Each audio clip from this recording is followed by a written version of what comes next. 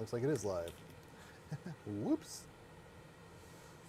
Didn't mean to go live yet, but that's all right. Anybody actually watching? No. Just me. Perfectly fine. This chair out of here.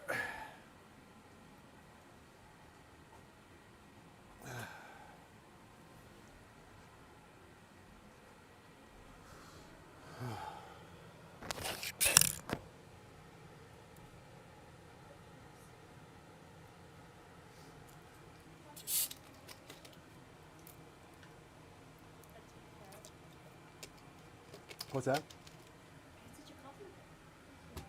Yeah.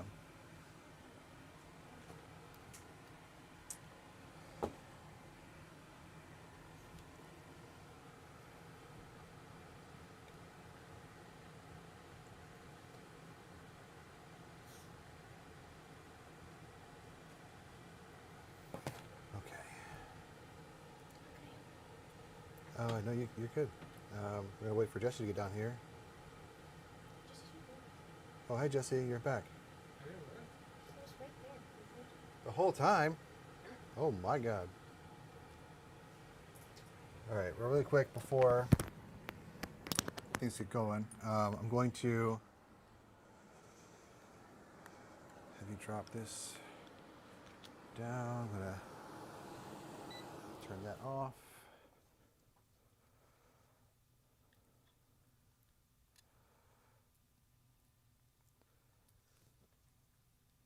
All right, I'm gonna have you drop this down your shirt.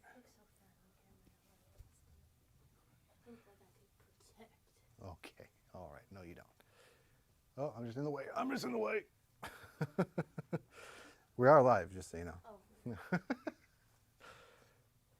I'm just over here like, All right. All right, so yeah, clip that on. Not yet. Not well. A little bit. They'll hear you in the background. Yeah. My fat face in the way of the camera. I don't like it. See, I went through OBS, and don't like that because it didn't let me control when I can go live. So Jess, this ring here, right here. Oh, Let you zoom in and zoom out, and then you've got you can if you want to do this, but I would There's no real need for it. Just maybe just right. It's zoom and focus. but it will be. Well, the focus is auto, so. Well then, zoom then. Right. You're mostly just gonna be running with the zoom. All right. Again, I don't anticipate anyone watching. I just assume, this would just be for purposes of cataloging, basically having it on the channel. All right. Cool. It's awkward talking. Well, I mean, you can kind of see. So if you come over here a little bit, right? So now you're actually in the frame. But all right. Welcome to Lasers and Layers' first official live stream. I am your host, Sean Connolly. We've got my beautiful fiance, Krista, over here, and then behind the camera on camera 2, who is operating that camera right there. That's Jesse Fisher. Yellow. There he is. So yeah, let's get right into it. This is the Bambu Labs H2S, brand new printer from Bambu Labs. It's basically the H2D, just without one of their extra their extra extruders, I guess, on the hot end. It's like I said, brand new. It's basically an up. Sean? People don't know. So you guys don't know this too well, but there's the X1 Carbon, which is the original flagship printer from Bambu Labs, and people for the longest time they wanted just a bigger version, right? Like they wanted to be able to. Oh, what's up, Jess? This went no input. Oh, okay. That's interesting. Give me 1 second. And two, the box is designed to be lifted from the bottom. Yes, I know. One moment. Why are you cutting the tape? Just Well, now I got to start over. You want no input? yeah. Who was that? That was your mom. Oh. She just wanted to see if you got home okay. Oh. Cute. Oh, power automatically turned off. Okay. There you go. Should be good. All right.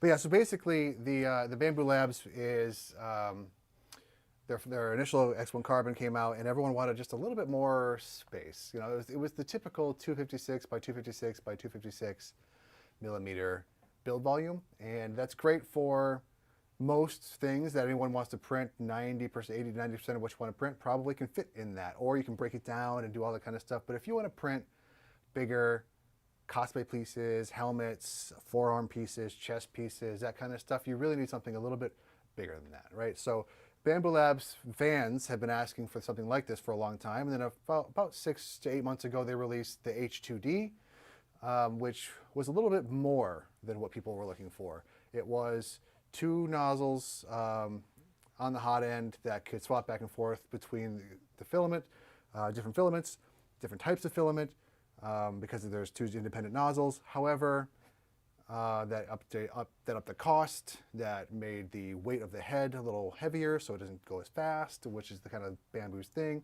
And then they added this extra feature of potentially putting a laser or a plotter, a cutter on it. And people just were like, what? I just wanted a bigger X1C. And that's what the H2S. The H2D was dual for dual nozzle. H2S single for a single. So I'm going to get it out of the box. We're going to get it all set up and get a test print going. So what do you guys, what's that? What are these little, Black things on the bottom? yeah, like these buttons? So this is an interesting way that they do this. They, I don't even know if I needed to cut this actually, because the way that they have this. So you basically, Jess, if you want to kind of, if you can, no, if you want to just over here on the camera, kind of show this, if you can, yeah, there you go. And then we'll pop over to numero dos. So they just kind of pop out of the box, right? So they kind of, you pull it, because they secure the top box onto the bottom portion, I see. right? So it's just, it kind of just makes it easier, because unboxing 3D printers can be a pain in the butt, because they're big, they're awkward, they're huge, and when you try to get out of the box and they're packed in really tight, it's kind of a pain, right? So Bambu, ever the innovator, I don't know, I'm sure this exists in other boxes, I'm not, but Bambu decided, let's make it a little easier for these folks. I don't know why I did. I got it. You got it, thank you. And easy, right? There we go. And they put these little black plastic pieces to kind of secure the top to the bottom panel.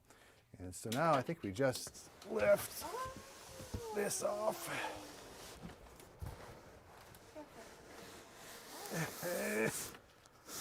Sorry, hitting the ceiling. All right, there we go. And the light. It's a tall printer. Now the cats have a new toy. So that was the, I like that a lot. Like trying to like dump a printer out of a box is dangerous. Don't ever do that if you don't have to. I think Prusa does a thing where they have the core one where you kind of just like lift, they have like little cardboard around it where you lift it out of the box. I like that too. It's nice because it's a heavy printer. You don't have to like lift it more than once. Yeah, it is nice because you don't have to lift it more than once, and you know, this is like 90. I think the shipping weight was 90 pounds, something like that. Oh no, that delivery man hated you. Oh yeah, he sure did. All right, what do we have on top here? So the very first thing we have on top, so this is going to be, actually, that doesn't do anything. Why isn't the GoPro on? It was on earlier. Let's see if it goes. So if you can show that, Jess. It's, oh, you already got it. Thank you. This is the, I believe it's probably the spool holder. It's going to go on the side of the machine, I'm guessing. We got some PTFE tube. Did it do it again? Internal temp too high. Please allow time to cool. That's interesting. All right, so you've got some PTFE tubes. Lots of cardboard to throw away. And then, so you've got a few things here. Probably, I'm assuming some lube for the rods. Some Allen wrenches. These are going to be things to declog your nozzle, little needles. That's cool they give you all of this. Yeah, just a few things. And then this looks like an extra nozzle. Yeah, a 0.4. Unless I have to install this. I might have to install this onto the printer. I don't know yet as we get into it. So just some tools. Why it wouldn't automatically come shipped like that? Because it could break in shipping? Yeah, it's very possible that that's a thing. I'm assuming that's an extra one. Oh. It might be, so there are various nozzle types, right? So you've got brass, which was what everything used to come with. Very, what do I want to say? It's really easy to damage the brass nozzles. So you could put through typical filaments like PLA, PETG, ABS through that. But if you use glow-in-the-dark filament, carbon fiber filament, it would actually ruin the inside of the nozzle and like open the diameter too wide, and then your prints would start failing, that kind of stuff. So they made hardened steel. There's diamond tip nozzles even. Like there's all sorts of types of nozzles to kind of make sure that whatever filament you're printing with, you don't have to worry about the size of the diameter of the nozzle being messed up because of your filament. So we got this guy over here, tools. Let's see, if you can just kind of, I'll come back over there. See if I can't just, that's interesting that it's getting too hot. I've never seen the A7S III do that before. Very secure. So there's a power right here, button. Right there. You just flip it on and off if that happens again, okay? Gotcha. I got the GoPro working up top. Oh, perfect. Hello. So we've got the GoPro up here. If in case that doesn't, or that happens again, here's the PTFE tubes for your viewing pleasure. Oh, and some desiccant. There's also some desiccant in there. Also, right on the very top, there was this guy, Senor Jess. Nope, that way. I can do it. Just a little quick start guide. I'll probably be reading that and referencing that because, always read the instructions, which I never do. What happens next? This just pops off? On this end, and then there's tape on this end as well. Oh, I gotcha. Took this tape off already on this end. Okay. I didn't do it on the other. Gotcha. I'll come out here. It's Not a very satisfying. Huh? It's satisfying. Oh, yeah. And then pop it off. Sick. I really, this is actually, I call the Bambu the apple. Many people do. I'm not, the only person that do. Yeah, the apple of 3D printing because it's all kind of streamlined and easy and press play and go basically. And the packaging also, it's very, I love how easy and thought out it is.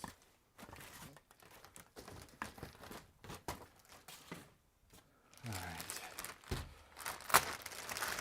Thanks. If your kid is into like cardboard adventures, you have like all kinds of different shapes. So, how now, brown cow, do I...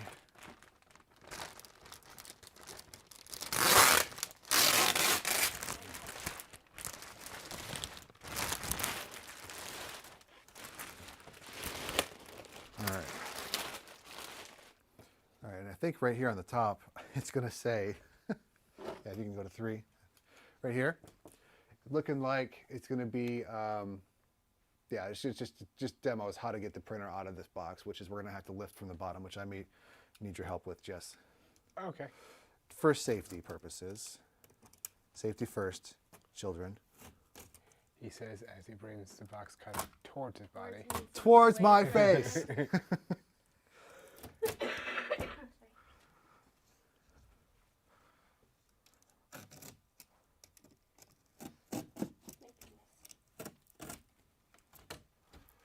What is this? This is decent size. Thanks. Oh, this is the top glass. Gotcha. So one of the nice things about the Bambu printers is that they have top glass and are fully enclosed. Oh, thank you. Yeah, so that's what this is. Should I have taken that out? I don't know, but I guess we'll find out. All right, Jess, if you could help me really quick. Just kind of, yeah, the cat is already taken over the box. All right, so All what am I right, doing? so I'm going to lift, there's going to be a little, right here. Yeah. So underneath, there's going to be, actually I really like this, the Bambu Labs, on the sides, as you go inward, there's a little lip that goes up to put your hand underneath. That's wonderful.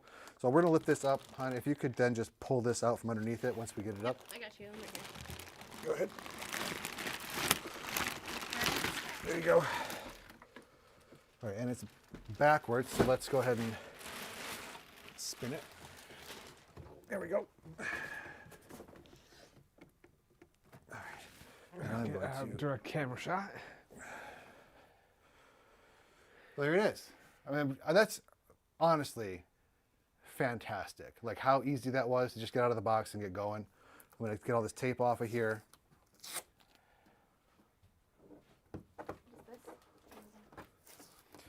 So this, Safety key? yeah, I'll show you that in a second.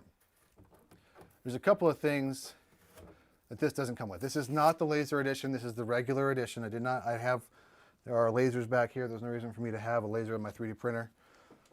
Personally, I recommend if you have the ability to do so, get something separate. It's just, you don't want all that, the debris from the laser just in your 3D printer, messing up all the movement system within it. So I don't know. That's just me personally. I don't like it. Keep your tools separate. However, I wouldn't mind, because I don't have a Cricut, if they let me put the plotter tool head on this, but I don't think they do that. All right, thank you. You're fine. All right, so the door opens full 180 degrees, which is pretty cool. Some printers don't do that, which means people can walk by and then hit the glass and break it. Talking to you, Uncle Jesse. Not that Jesse. Yeah, I was gonna say. No, there's a 3D printing creator, Uncle Jesse, and he actually, I think it was a Creality K2 maybe, that has the front glass just like very similar to this, but he opened it and tilted it forward, and it swung open, and it shattered, like live on stream, I believe, when he was doing it. Yeah. All right, we go back up top over here. We have more stuff, just packaging materials, keeping everything safe inside. Okay, come back here. Whole lot of tape. All right, on the Take these off? yes, we can. So on the back, Jess, if you want to show us this, this is here we go. This is just a little safety switch that is included. It's going to plug into the back of the printer, and the printer will not operate if this is not inserted into the hole, basically. And the reason they do that, actually, I really don't know. On the laser edition, there's an actual like shut-off switch that they include, and that's pretty awesome. However, I don't know I mean, in case you want to protect your printer from being used when you're away, maybe? I have no idea what the purpose of this is. Porpoise? The porpoise?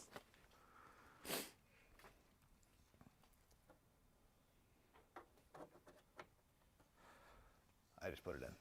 All right, next we've got a few things. So I want to, this is kind of difficult because it's hard to, now I know what Joel is always talking about when he's like, you can't reach, do stuff with the printer right away. I'll be your hand. Oh, I appreciate that. Well, we got to just start bringing some stuff out, if we can. So I'm not sure what comes out. That should absolutely come out. That's going to be the AMS What unit. comes out? Yeah, so I'm going to come around here, actually, just to, if you're not comfortable, it's just totally No, okay. I just don't All right, so it looks like there's going to be some Allen keys to turn here. Switch it to just. Yeah, if you can switch to Jesse so we can show this right here. So there's some Allen keys here, or some screws that we need some Allen keys for to pry this loose.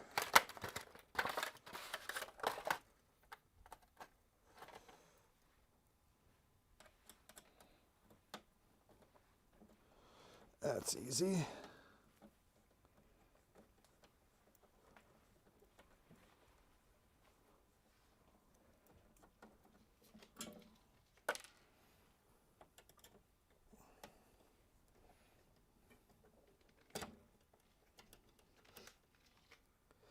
This is going to be replacing my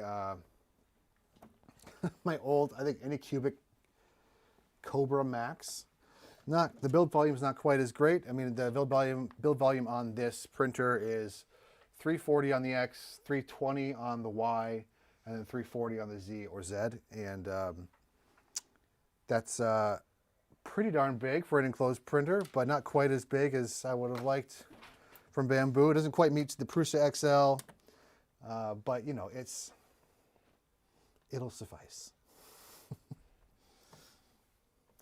I really just want it for cosplay pieces, and this will do it.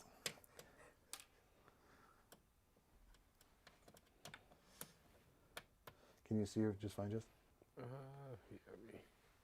You can back out a bit if you'd like. Just yeah, so they can kind of see. Not too much, but yeah, right there's good. All right, so I believe I've got all 4 of those out there. Will it come out now? No. Oh, there's, okay. There's some on the side. And there's some on the right here. side too. They got it. You can go back to 1, please. They've got everything secured inside the printer with different screws. Actually, go to 3. Thank you. And so, right here.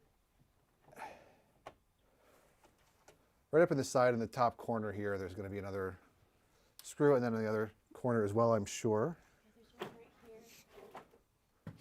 Oh, wow, that's super inconvenient. And it looks like there's some, unless you got these on the bottom too. Nope, I did not get those. Sorry, you're going to see my back for a second. Oh, never mind, you're not going to see my back. How lucky for you.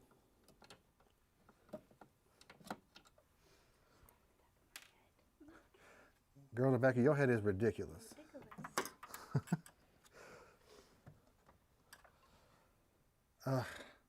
Can you,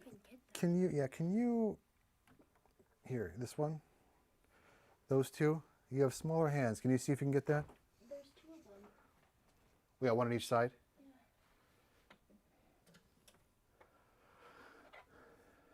Ridiculous. Wait, Lefty Lucy. What's that? Lefty Lucy? Yes, Lefty Lucy. I don't think that's right.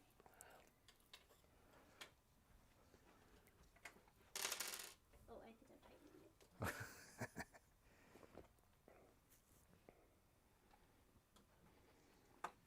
it. I have no idea if anyone's actually even watching. Me, I'm watching. I don't believe so, but that's okay. So for those of you who are catching the replay, thank you so much again for tuning in while we unbox this. This is we're going to fumble through it all the way through, just like I'm sure most of you will as you figure it out for yourself. But really appreciate you coming on our first stream, and we'll get this up and running pretty soon, and then we'll get the test print. Probably going to be a typical benchy. They are the benchmark print, after all. That's supposed to, this Here you go. supposed to come out. Yep. It's huge. So right now we're going, I don't know, you probably can't see just the,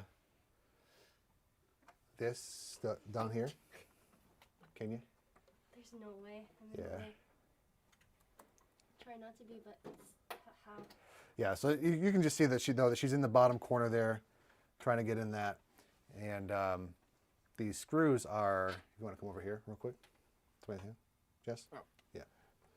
Screws are pretty long on that bottom piece. So, compared to the other ones, which are about half that height.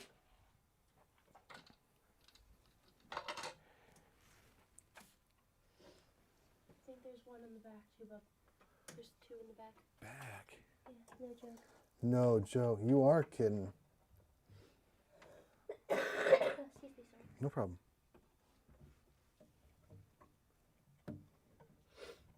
All right, well, that's fun. So all the way, oh, that turned off again.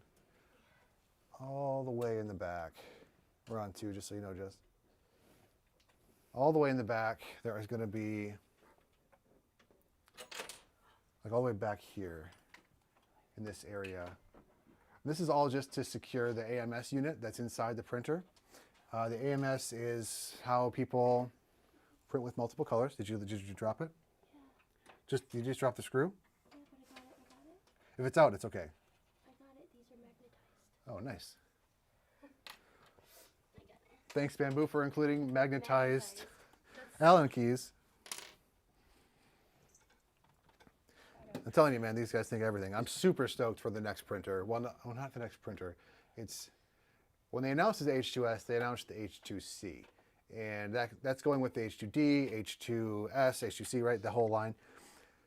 And some people think, are you trying to get this one too? Mm-hmm. Yeah, good luck. Did you get this one back here? No. I haven't gotten in me. I don't know how.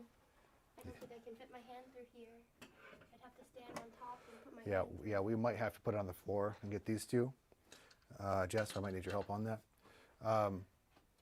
So the H2C is there. There are typically two, for the most part, ways, maybe 3, to do multi-material, multicolor on a printer. The AMS unit, which is it houses, or for Prusa, it's the MMU unit. There are open source options out there as well.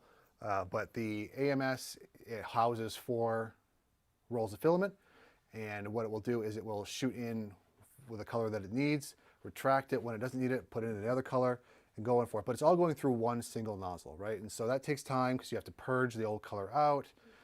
It wastes a lot of filament. The H2C tries to address that by using different nozzles that it will then grab and equip into the hot end, basically. It shoots over the hot end to the side, puts in a new nozzle, takes the other one, puts a new one in, and allows you to use not just multicolor, because typically when you're coming through one nozzle, you're only going to have one temperature. Going back and forth into high and low temperatures just increases time and creates problems, different things. So it can heat up each individual nozzle to whatever temperature it needs. So now you can do multi-material on top of that. The H2D did that as well, but you can only do 2 because it only had the 2 nozzles, whereas the H2C is going to be a tool changer, hence the C. And that'll do, we don't know how many they haven't announced yet, but typically that's 4, 5, 6 different tools within the printer. And a printer this size, 6 would definitely fit. We just don't know how many they're going to include in that yet. So Jess, if you could help really quickly, we're going to just really fast put this on the floor. Yeah, you can go ahead and just, yeah. We'll put this on the floor real quick. Doing the whole, it's getting too hot, give me time to cool. I've never seen that on the A7S. It's weird. It's concerning also. All right, bring it on the floor. Thank you.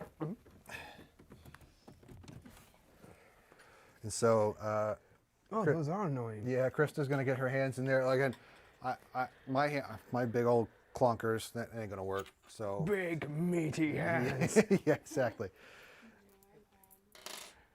Yeah. So anyway, thanks again for watching, and we'll get that right back up. And then once that's out, we'll show you the AMS unit and kind of what I'm talking about. I'm sure you probably, if you're watching this, the unboxing, you probably know, but for those that don't, just in case, I want to go over a little bit. It's weird to say that. You need a woman in every room. Hey, I don't. A man is in. A woman in every room that a man is in, I agree wholeheartedly. They're there to mix. They're there to fix our mistakes. It's like in the bathroom. In the bathroom. Well, that depends. It seems more like a punishment for the woman at that point. It is mostly just punishment for the they got to be in the room with a man just to fix their mistakes. It's, no comment. This one sucks. It won't stay for some reason, so I have to return it. Doggo. Perhaps he wants to help. She does want to help. This is Rose. She's our German Shepherd. She's 5 years old now. No. Well, right in the mouth. Yeah. 5? Yes, we got. She was a Furries COVID puppy. Okay, I'm done. That was it. All set? Yeah, that was it. Okay, I just want to make sure. Oh yeah, that's loose. All right, let's get this up. Back on the table. All right, cool. Try to keep it level as much, and then we're gonna angle it towards you so you can see it. I could keep the camera on for more than 30 seconds. No kidding. Actually, I'm gonna put this forward a little bit more. Okay, yeah. All right, so open this back up, and is that camera on, Jess? Yeah. Cool. So you've got the AMS unit in here, upside or kind of on its side. I'll bring that right out.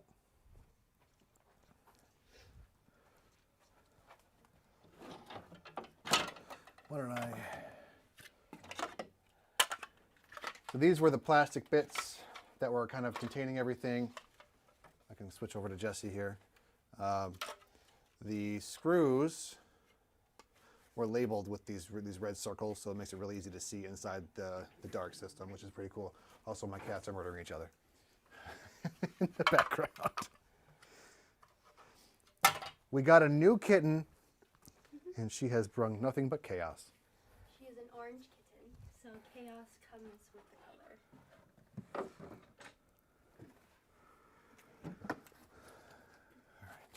Oh, does that go on top? Yep, it's on top, just like the X1 Carbon over there. All right, I'll shut this really quick. This is the AMS. Oh, Bob.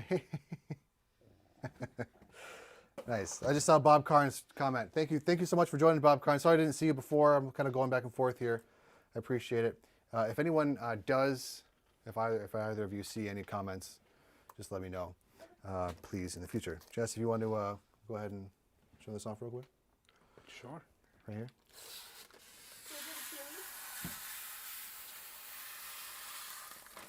Oh, that's nice. I didn't say that. I did not. All right, so the AMS, pretty self-explanatory, like I said, multi-material stuff. They did upgrade it. This is the AMS 2 Pro, which I'm sure if you have... we did it to 1. If you've done your research on the printer, you probably know all about it, but this will... They've kind of redesigned everything on the inside. Before, on the inside, it was a pain in the butt if anything ever jammed, right? So you would have to basically disassemble. Yeah, you'd basically have to disassemble the entire thing. If you could actually just zoom in there. So yeah, these are your PTFE tubes right here. These were covered before, so you wouldn't have access to them if your printer jammed at all with different filaments. And I've had to take mine apart multiple times in the past to remove some filament and all that kind of stuff. Now they've made it easily accessible right there in the bottom.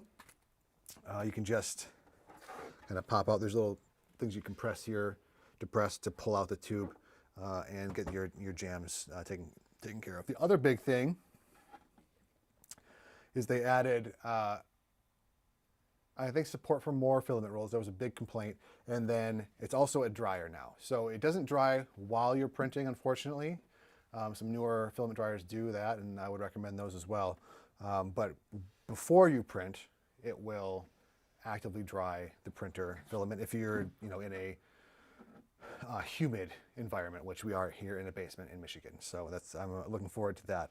There's a little vent in the very back. I don't know if you can zoom in on that, Jess, where my finger is. Give me a second. Oh, never mind. It's off. You can try up top. I can.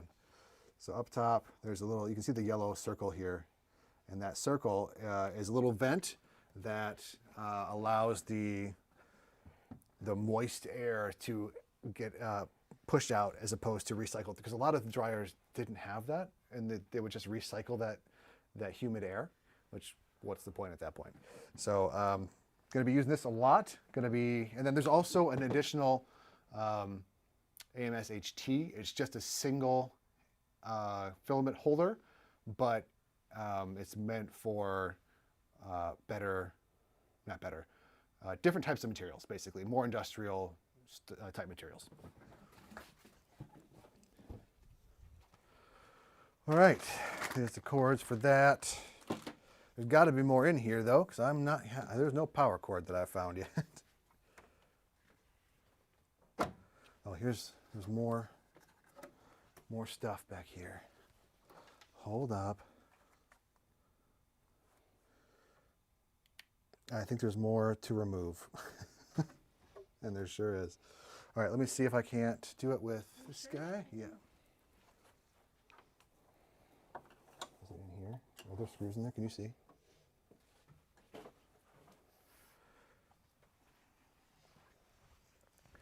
This is where reading the instruction manual probably would help.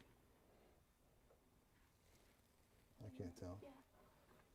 Yeah, here I can see it. Here you go. So she's going to work on that again. Wow.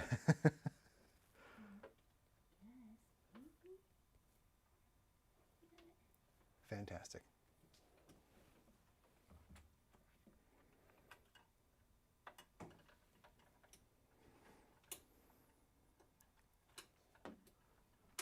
Hold that in there for you.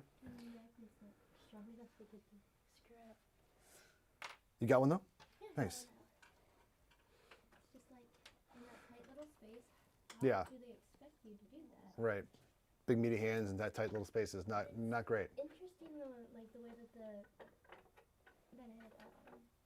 loosens up, because you can like tilt the Allen wrench almost like 45 degrees almost and still get it. Interesting. I really do like this though, like how everything is secure within the printer. They really do a great job in shipping their printers and keeping everything secure.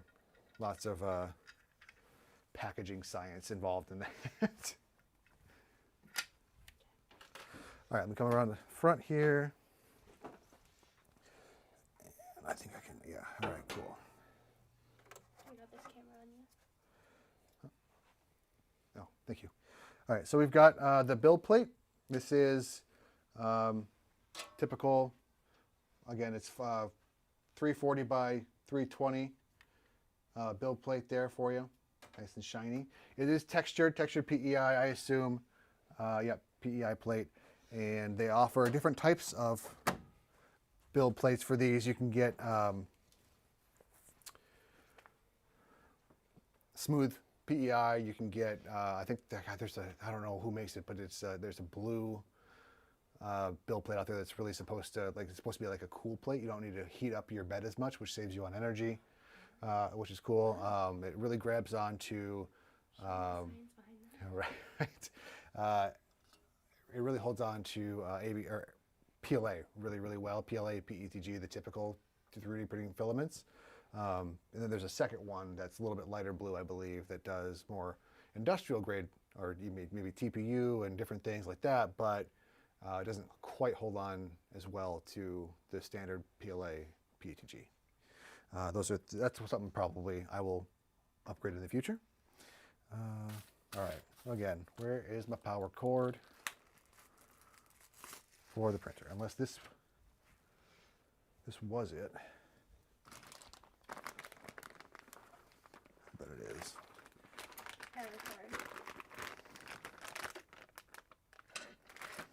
Right here. Where are we? We're on the wide. Okay. All right. Plug that in the back. I appreciate that's a generic 3-prong. Oh yeah, yeah. There's no proprietary anything like that in here. I'm not going to turn it on just yet because I want to make sure I've cut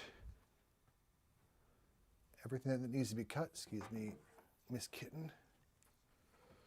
There's some, if you want to go to, if it's on, is it still on? Yeah. All right. Some stuff to cut up here, just some basic cable ties, zip ties, etc. to make sure things don't move around when shipping. Gonna cut myself. Well, don't do that. So much for safety first. Oh, it comes with so many stickers. Duh. 3D printing stickers, they go hand in hand. Oh, yeah. There you go. You can My what? show, Oh. you can show them off to this camera right here. Stickers. All right.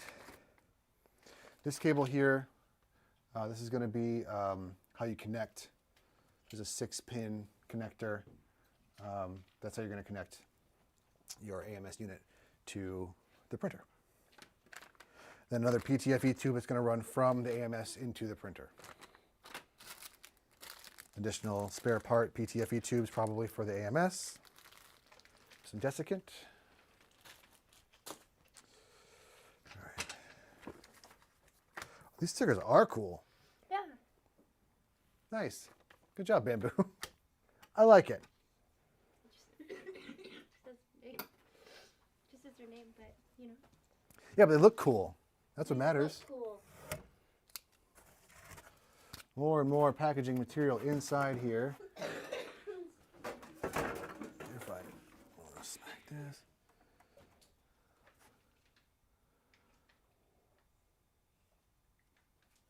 All right.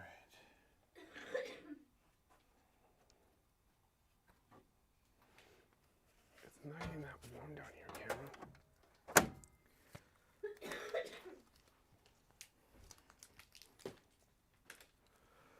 All right, really quickly, I'm going to go through and just make sure I've done everything I need to do besides put the top glass on.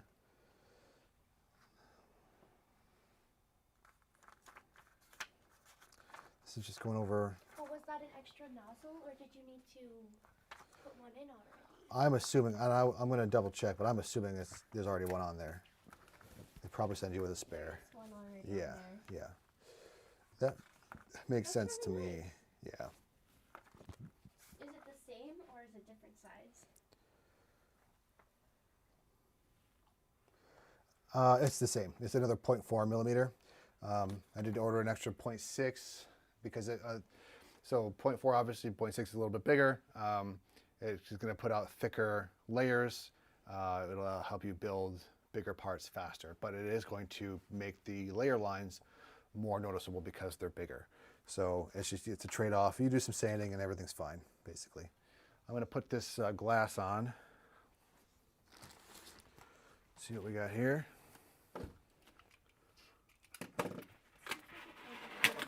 Is it just open on this end? Well, it is now as I rip it.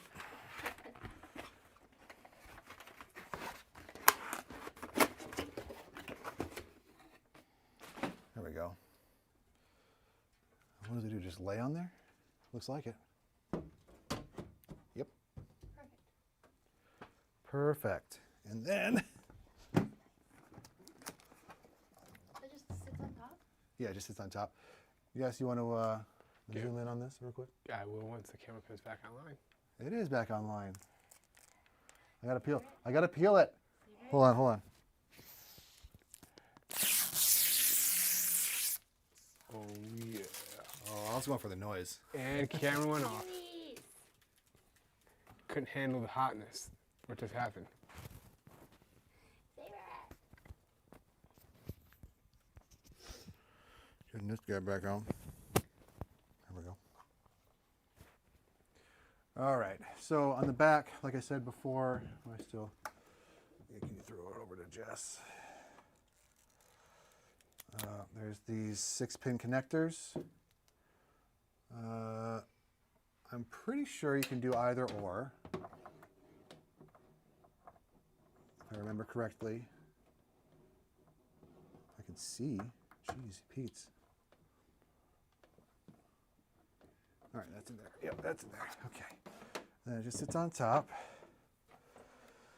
And then there's a port on the back, which you can't see, but it's the same exact port that was on there. They're both 6-pin connectors, and it just plugs right back in there. Is there a this must power it automatically. And I think, yeah.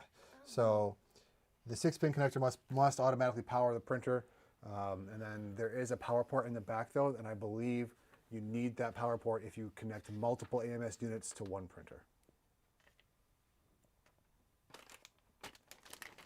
So what is this for then? That is if you don't, this is a separate cost, right? So so there's, when they released this, they only released it as a bundle. In the future, you'll be able to buy just the printer by itself. And so this, if you want to if you have one single color, one single filament you want to use, that's what that's for. I will not be doing that. Also on the back, you can't see, but there are 2 ports for the PTFE2 to go into, because that's just a holdover from the H2D. There aren't 2 ports that you can use on this, so they actually just put a little rubber plug, little tiny rubber plug in there. Yeah, there it is. And they just plug up that port for you. It's the bottom one, just so you know. However, now I can't put it back in. There we go. All right, I think we just pop this in. Place top glass, take out PTFE tube from the accessory box, insert it into the AMS2 Pro's filament outlet, and the PTFE tube coupler of the printer. Push the tube forward for approximately 10 cm until it stops. If you can see the PTFE tube from the window next to the buffer from the front of the printer, it is inserted correctly. Just so you all know. If you don't want to read, I read for you.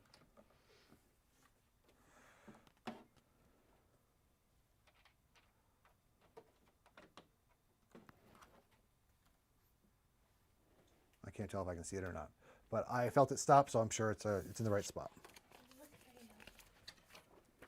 Here's Della. Wait, what am I supposed to be looking at? The tube, so there's going to be probably back, Oh, down here. yeah, back in here. Probably, I don't see anything. I don't see anything. Let me take a look real quick. Because I don't know. Yeah. I don't see it either, but it's got to be coming in there somewhere. If not, we'll find out, won't we? Doing the cat thing, showing their butt directly to the camera. Directly to the camera. There's my cat's butthole. You're welcome. It shut the camera off. Yeah. Eat your heart out.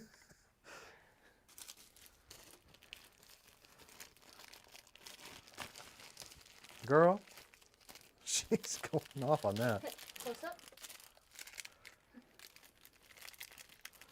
Black cat close up. So easy on the camera. Does this separate? No? Awful.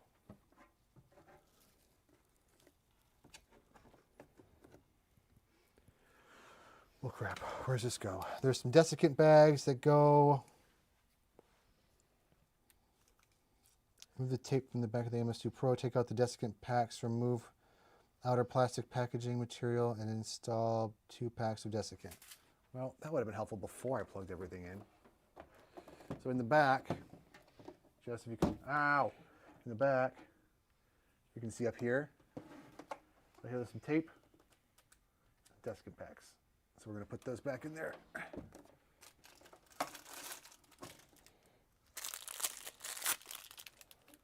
Is that like,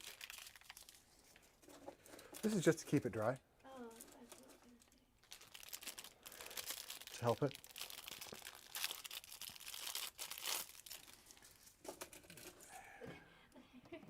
The window. Oh, Della. I can put this, I'm not worried about that. I'll literally never use it. Okay,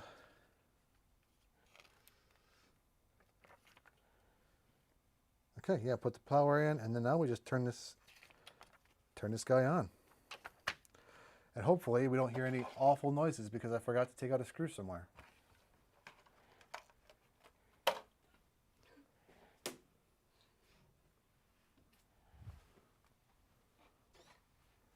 Oh boy. noises. Yeah, So it's just small.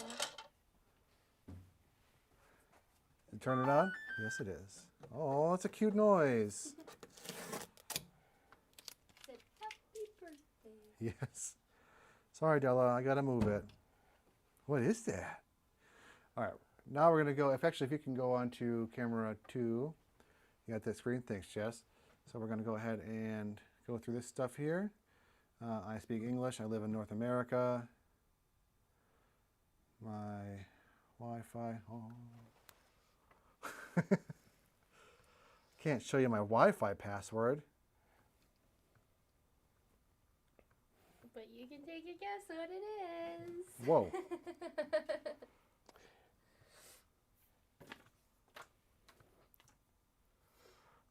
Oh, thank you. I can see it now. That's much better. Oh, goodness. the urge to do a sight gag and just pan the camera over to the right. No sight gags, Jesse.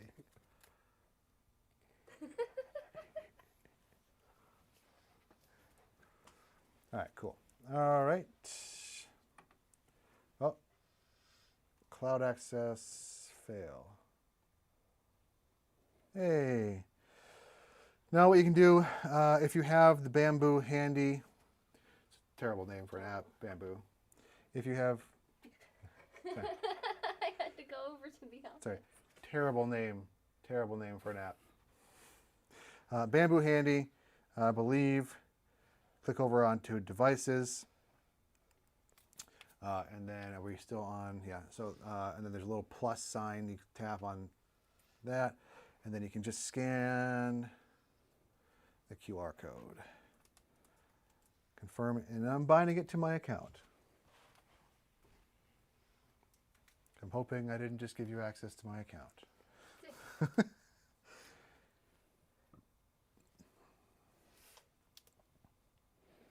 Yeah, the thought occurred to me, like, oh, I am zooming in on a QR code.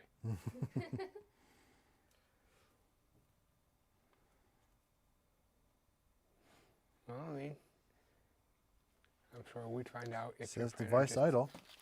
Well, magically started printing. what we're going to do now is, oh, looks like we're still doing some stuff here. So I got to agree here, join, next. I removed everything from the back. Calibrate for lower noise and better print. Yes, I would like to. Oh, well, it's going to take 28 minutes to calibrate. So, Okay, honey. This says start recording, stop streaming. Is that okay? yeah, that's all fine. Okay. Yeah. So now it's going to do its thing. It's going to calibrate everything. It's going to, I can actually open this up so we can have a little peek in there. It's going to move the print head around. It's going to probe the bed. It's going to do all sorts of different things to kind of make sure everything is good to go. It's going to probably do some vibration to compensate for that, which is one thing Oh, something just fell. A piece of styrofoam that that I didn't take out. on the right side, and I got you right here. Goodbye, styrofoam. Oh, there's more styrofoam. Yeah, it was underneath the bed, so I couldn't get it before. So, That's okay. yeah. One thing I really like, Jess, if you want to go, if you could just show this off really quick, just the bottom of the printer right here. You're on too? Cool, thank you. This is flat. So in the, It's hard to see. Can you get some light on there? yes I can. Can you slide that phone to me? My fingers. My poor fingies. All right, so if you can kind of see that maybe a little bit better. No, it's still black. All right. Whatever. So basically, it's just a flat surface. There's a little bit of a design here, but you can just brush things right out. That's perfect. They did that on the H2D as well. And the reason that's amazing is because so many times, no cat. Oh, no cat. Okay, no. So many times in the X1 Carbon and another enclosed 3D printers, there is a bottom portion and then like a lip to get out of the printer, right? And so all the poop and filament bits that get thrown down in there when you're cleaning off your bed from the prime lines and all that kind of stuff, it just sits in the bottom of your printer and it never goes anywhere. Don't lie, you don't clean it up. I don't clean it up. But now with the flat surface, just brush it out onto the floor and still never clean it up.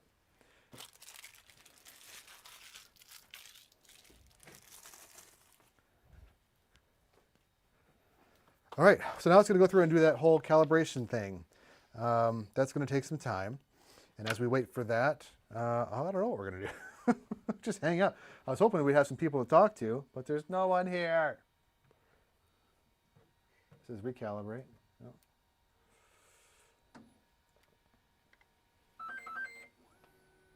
So cute. I think Della threw it off. It freaked out. Oh, that's fair. I'd freak out too. How do you see how many people are? You can actually just tab over to this, and it will say No. viewers, one watching, and I'm the one watching. There's another piece. It appears from the back. Another piece, another styrofoam piece. Oh yeah.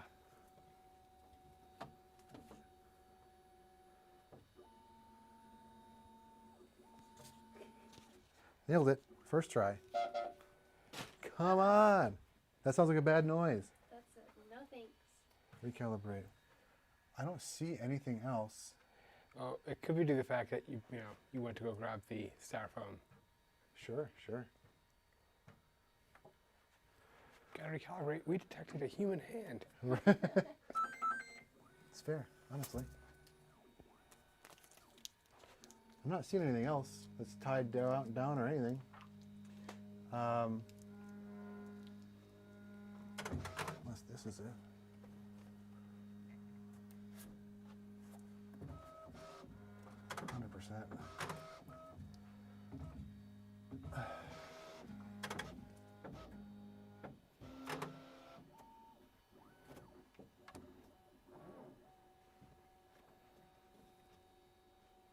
Don't try this at home, kids.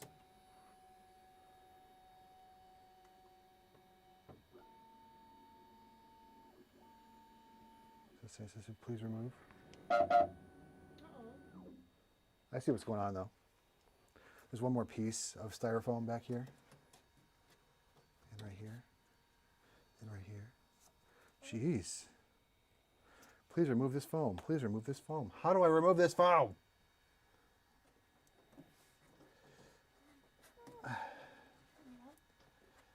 It probably would have been easier before the bed was all the way up.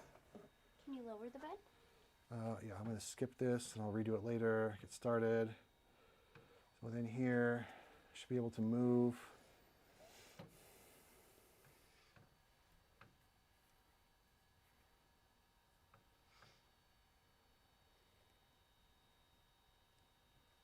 Chamber, heat bed, and some filament. Storage, firmware, settings.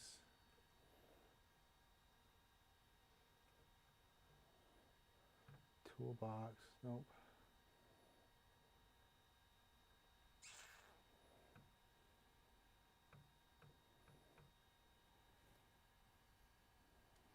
Can I not move the dang tool head? Oh, it comes with benchies loaded on it. That's cool.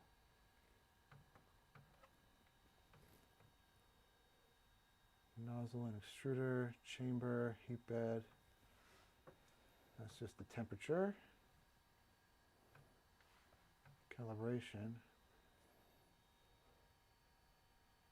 Nope. Well, yeah, it's just, it's like right here. Go ahead. I just got to be able to get my hand in there and bend it. So there's all the way in the back. Is your camera on? Yeah. It's potentially, you might be able to see all the way in the back there where her hand is. I know it's kind of blurry.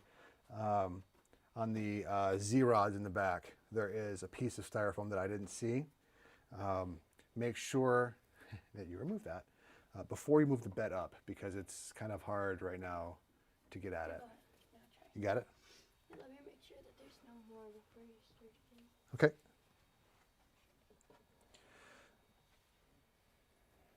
It's very lubed up. Oh yeah, it's got to be. All right. Now we go to calibration.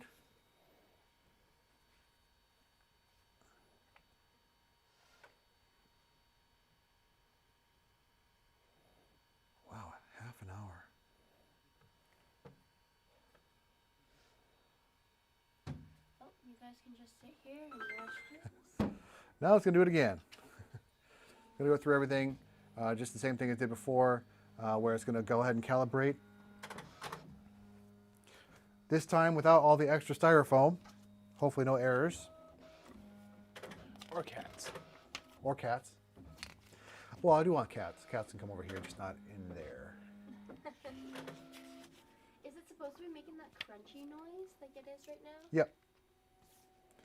Yeah, most noises, unless you hear some like grinding or even sometimes grinding, sometimes in printers, it just depends on the printer really, but for the most part, grinding's bad.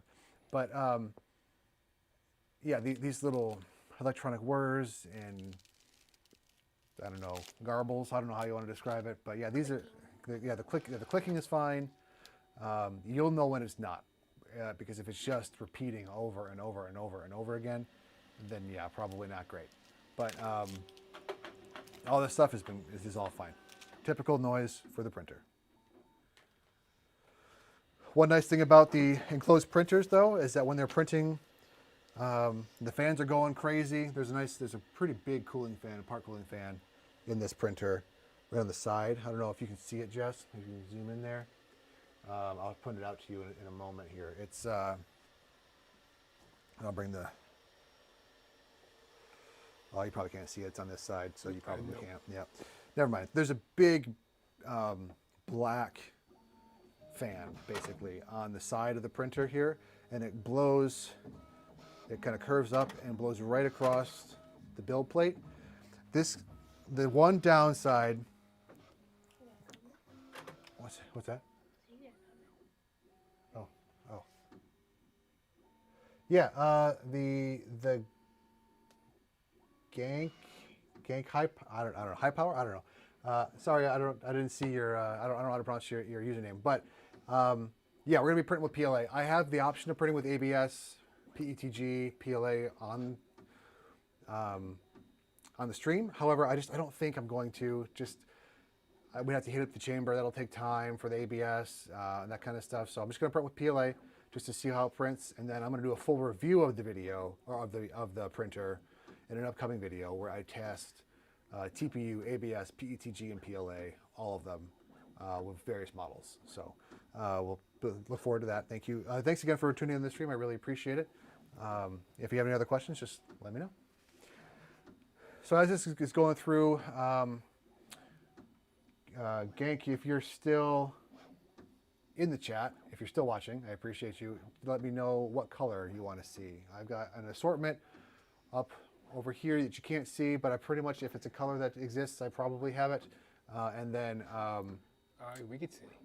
Oh yeah. Oh, Jesse can show you in the back there. Some stuff's in the way. Here, let me get this out your way. You got some stuff there. And then we've also got some actual official Bambu Lab colors. I believe I have blue, yellow, white. I'm not going to print in white because you won't be able to see the quality. Pink. And I think that's really it for the rolls I just grabbed. I do have gray ABS, but again, I don't want to print an ABS on the stream just because it would take extra time to heat the chamber up. For those that don't know that are watching later, the chamber, you want to heat the chamber for ABS. That's why enclosed printers are so amazing, especially for cosplay pieces. Different filaments sand differently. So PLA is pretty much the worst to sand, but it's the easiest to print with, right? But it's the hardest, not the hardest, but maybe the hardest to sand because it just takes so much time. Plus you have to go through and, the more you sand it, the hotter everything gets and the more friction there is. You actually start pushing the filament around as opposed to actually sanding it. So then you also have to wet sand on top of everything to kind of alleviate that. ABS is kind of like is the type of plastic they make Lego pieces out of. And those sands very easily, but which is why enclosed printers are the best for cosplay pieces in my opinion, because you can print in ABS much easier. If you don't have an enclosed heated chamber, oftentimes the ABS will fail in that it will lift off the bed as it's printing and it will warp your edges. Do different, especially in longer pieces. ABS always has kind of that issue, right? So enclosed printers let you heat the chamber and keep a constant temperature around that ABS filament, which then allows it to adhere to the bed better, basically. I mean, in very easy layman's terms, you know. So that's what the benefit of having an enclosed printer is. The other benefit of this is an XY, Core XY style printer. So the bed doesn't, it's not a bed slinger. Traditional bed slingers are the bed moves back and forth, and then the print head goes up as it builds, right? This, the bed goes all the way to the print head and lowers as the print head goes left to right, forward and back, basically. So it's moving on the X and Y as opposed to the Z, where the bed moves on the Z. So you get some better prints that way, and it's fast. The movement is faster because it's not moving that entire bed forward. It's just moving that tiny little print head. So it can go at faster speeds, basically. And that's where you get the one shortcoming of this printer over the H2D, its bigger brother, that that thicker head has more part cooling fans on it, or a fan at all. I don't think this one has one on it. It just relies on the fans on the side of the machine. So your overhangs, as it prints without supports, the overhangs will suffer a bit in this. If you have an X1C, or a P1S, or any of those other Bambu printers, the overhang quality is about the same as those. So it's not bad. It's not quite as good as having an independent part cooling fan on the tool head like the H2D has. But you can fix that with things like proper supports.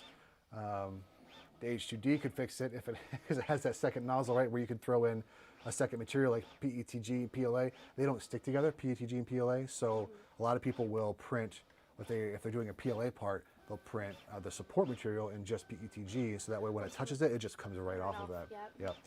So because if you use PLA with PLA for support, it sticks. You got to break it apart, and sometimes that can ruin your print or give you nice little PLA slivers in your hands, that kind of stuff. It's no fun. I'm sure many people are familiar with that. So what it's doing right now, well, I don't really know for sure, but one thing that was introduced in just so you guys know that are here, that you're introduced in printer firmwares years ago. I believe it was called Clipper. It was a feature that allowed, if your tool head had any sort of motion sensing device within it, it would talk to the firmware and say, hey, as I'm moving, the printer shakes this much, and it will tell the tool head to compensate for that as it's printing, so it knows that there's vibrations in your table and your printer or whatever. And it will, like when it compensates for that, you're not going to see, there's a lot of prints that used to have like ringing problems. You would see like ghosts of the movement in the print, in the plastic. That's what that kind of eliminates. And so that started with an open source firmware called Clipper. And now every company is including it in their printers because it just improves print quality so much. But that's why open source is just so freaking cool with 3D printing, because everyone gets their chance to have a say in what's going on with the firmware and kind of make tweaks and improvements. And if it works really well, manufacturers can pick up on it and start implementing it. And it's not just the hardcore, nerds, all respects to those people, by the way, that can get those features, because now it's available for everyone. And so open source is the coolest thing ever. It sucks when big companies like Bambu make it closed source. like they do, but there are still plenty of open source options out there that also incorporate it. Yes, it is time for refreshments. That's my refreshment that you're taking. Try to get off camera. Yeah. Oh, buddy. Yeah. Good luck.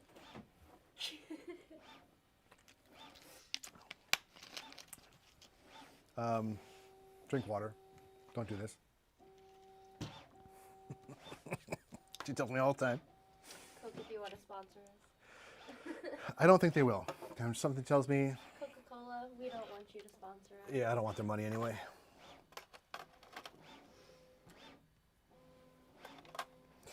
I'll put some of these tools back in here. Again, this is probably PTFE lube, I assume. I don't know 100%. These little bottles that came in the tool. It's very lubey. Yeah, and so one thing I like about Bambu is that everything's pretty much automated. In that I noticed in my X1 Carbon about a year or so after I got it, there was a message on the screen that says, "Hey, you should probably grease your rods. You should probably do some." That's helpful. Yeah, so it really goes through and said, you know, hey, you've used it so many hours. It's super helpful. And if you don't want to go in, I bought, you know, a little thing of lube for it. But if you need to, it comes with some, which is handy. And this is more than enough. One of these is more than enough for probably a couple of years. So, Oh, really? yeah, you Oh, don't wow. you don't need a ton. You just throw a little bit on it, and then you just rub it through the Z-rod, and then you move the bed up and down a couple of times to kind of like grease it up, basically the whole thing. That's what you Just turn. hand motion it? Yes, thank you. Oh yeah, hey, listen. We're talking about lubing rods. There's not a lot I can do about it, okay? Yeah, there's some other pieces here. I'm not sure what these are. These are, it looks like extra screws, extra door stops, maybe some hinges. I'm not sure. There's so these are all just parts that are perishable, that are that wear out over time. In the back of this machine, there is a spot where the nozzle wipes itself when it's doing its purge, when it's swapping different filament types and colors. And they have the little brush that it wipes itself over. They have a few of those as well included to replace, because that will over time degrade. Set these tools aside. I don't know. If anyone watching, you might not be watching now, but in the future, in the replay, let me know in the comments. Do you have a spot, a place where you keep all of your filament, or not your filament, but all of your 3D printing tools? I have a box, right?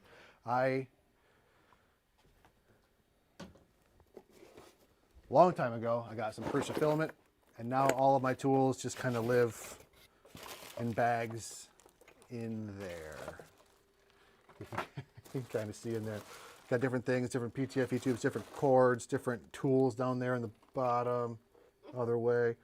Classic junk drawer. Yeah, just basically a junk drawer of 3D printing tools. And I think the Bambu stuff is going to live in there now.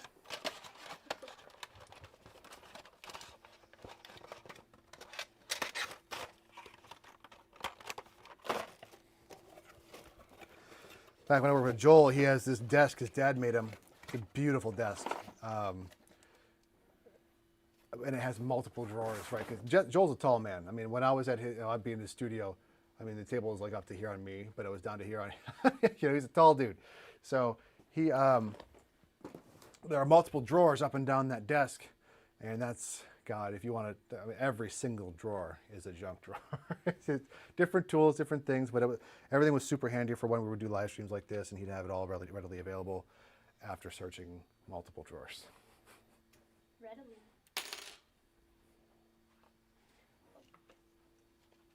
Oh, thanks.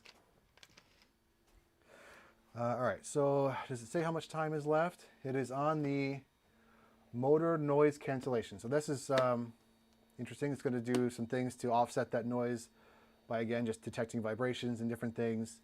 And then the next one is going to be the vibration compensation. And that's going to be what I was talking about specifically before. Nate does things, wants to know what filament are you going to use. What filament?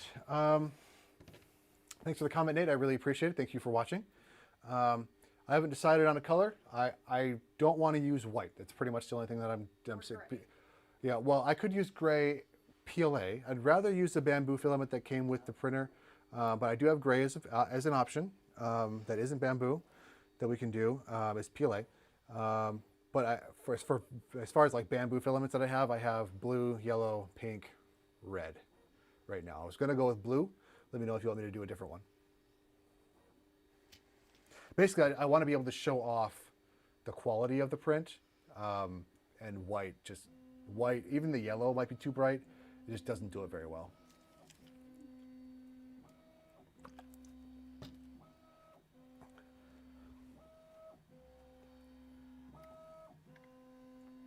All right, so now it's doing this vibration compensation. All PLA.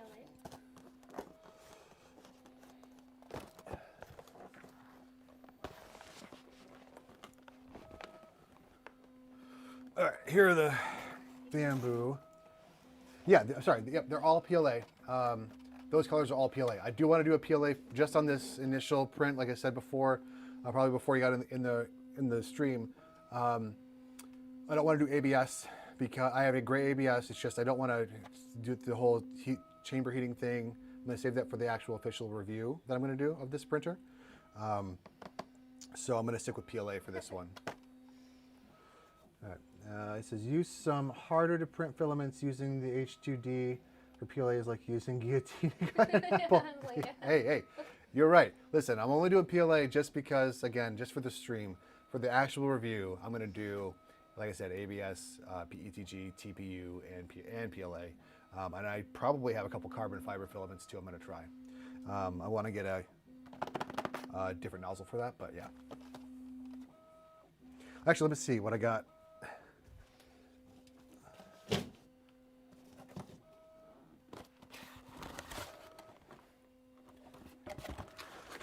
Listen, I print with PETG for industrial use. I was curious how H2S prints it. Oh, I got you. So, again, not going to do PETG. Oh, maybe if I can find some PETG, I might throw it in there for you. But the only problem with PETG for me again is that I might not have any. But I totally understand PETG best. It's better for. It's like the best of both worlds. It's easy to print with, like PLA is. Sands not quite as easy as ABS, but it holds up in heat too. I was going to say it's more durable. Is that what's Yeah. durable? So if I was going to print anything that was going to be in the sun ever at all, it's going to be in PETG. Oh, okay. So if you leave a PLA print in your car, you're probably going to have it warp due to the heat that everything in the, so you're not at the melting point, but you're definitely at where it becomes malleable. In Arizona, you're going to have it out of the melting point. Yeah, right, yeah, exactly. You're going to have it in the melting point. Yeah, so that's why you'd want to print with. So that's why he's saying for industrial use because I mean, I'm sure whatever properties he's thinking of or whatever he needs it for. I assume you're having it in higher temp areas or you wear it in this or whatever. Again, this is normal noise. It's doing its vibration compensation at the moment. That would be the reason for that. I will do a full breakdown of PETG in the future on this printer for sure. This is a beautiful blue. I'm looking. I might want to print it. It's gorgeous. It's called Celestial Blue. Celestial blue from Panchroma. Yeah, Jess, you want to? Is that on? Yes. Take a look at this blue.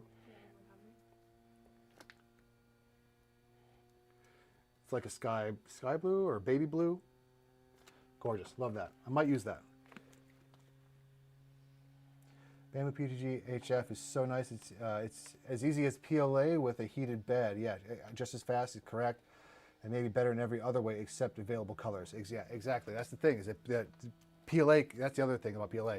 Any color you ever want, exists in PLA basically.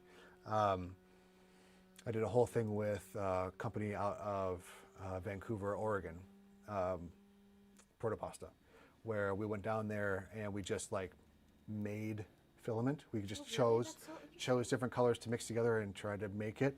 When I did it, it's just so easy to make.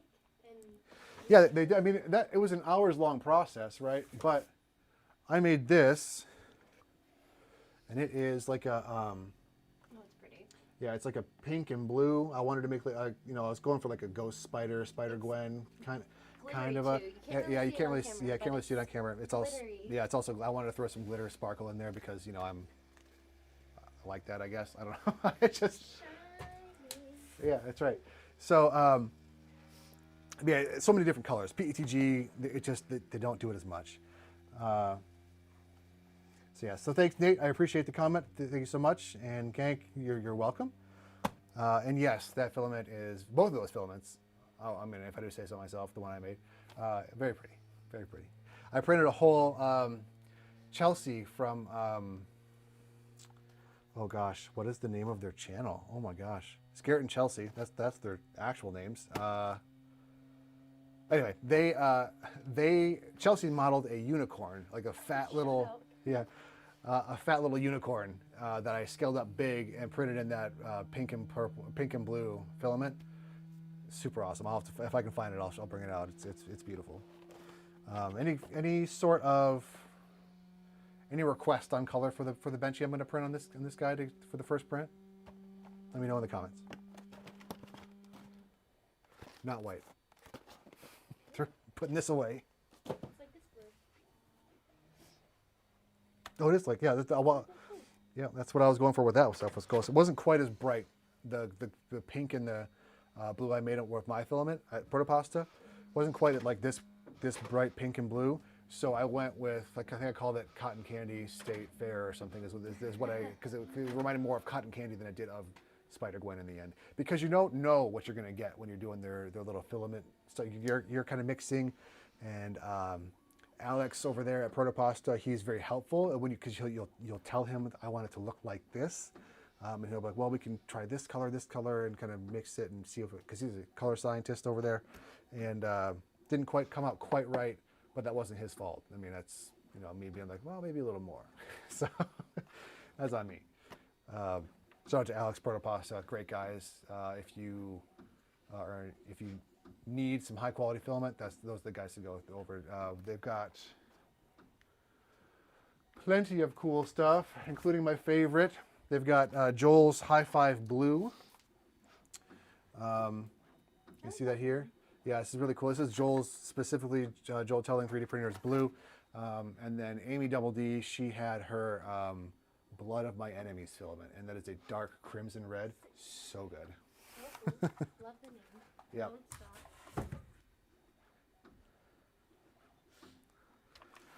Blast from the past. You can tell I haven't 3D printed in a long time because I'm referencing things from 5 years ago. So, all right, it's going to go through that. I'm going to start, once it's done, I'm going to load in the, I'm going to load in all four of the PLA filaments, but I'll select. I'm going to go with, since I haven't seen any comments about specific colors, I'm going to go with that blue from Bambu. It'll be the easiest, oh, that's pink. Where's the blue go? You want me to do pink? Yeah. I'll do a pink one. And I'll throw this blue in there for funsies. I believe this, one of the biggest complaints about the original AMS also was that it was only doing, or that it sucked with cardboard spools, which is going to be your Protopasta spools. It's going to be this Panchroma spool. Different types of filaments use that, and so it would really limit you on what you could really use with the AMS. Obviously there were solutions that people would make and throw out there, but if you're just doing it out of the box, it just wouldn't work very well. And I believe they kind of fixed that with this, but I don't remember if it's just the first one that it voids your warranty if you use a cardboard spool. This one might do it as well, but I mean, whatever. Still gonna use them. Oh, do you guys tweak the settings to print Protopasta, or do you use a preset? So every printer is different with that. I mean, I'm sure you know that sometimes, I mean, with my Prusa, my Mark IV, I just use the presets for a basic PLA, and it works beautifully. But with the Bambu, I've had to specifically fine-tune temperatures and stuff like that. So and flow rate. It just depends. So I'm hoping it's going to be a little, well, the flow rate it kind of is adjusted with the X1 carbon automatically. But I'm hoping it's very similar on the H2D, that I don't have to do too much to get it to work. Specifically for Bambu. Specifically for Bambu, right, yeah. Yes, I have had to do a little bit of tweaking with just temps, really. Like I said, flow rate's kind of handled all within the X1 carbon.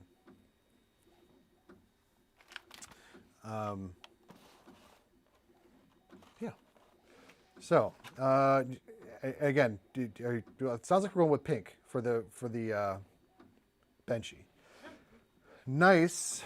It's also really nice that the Benchy comes in, I think, preloaded. I saw it. There's a bunch of models on the when you go through the screen here.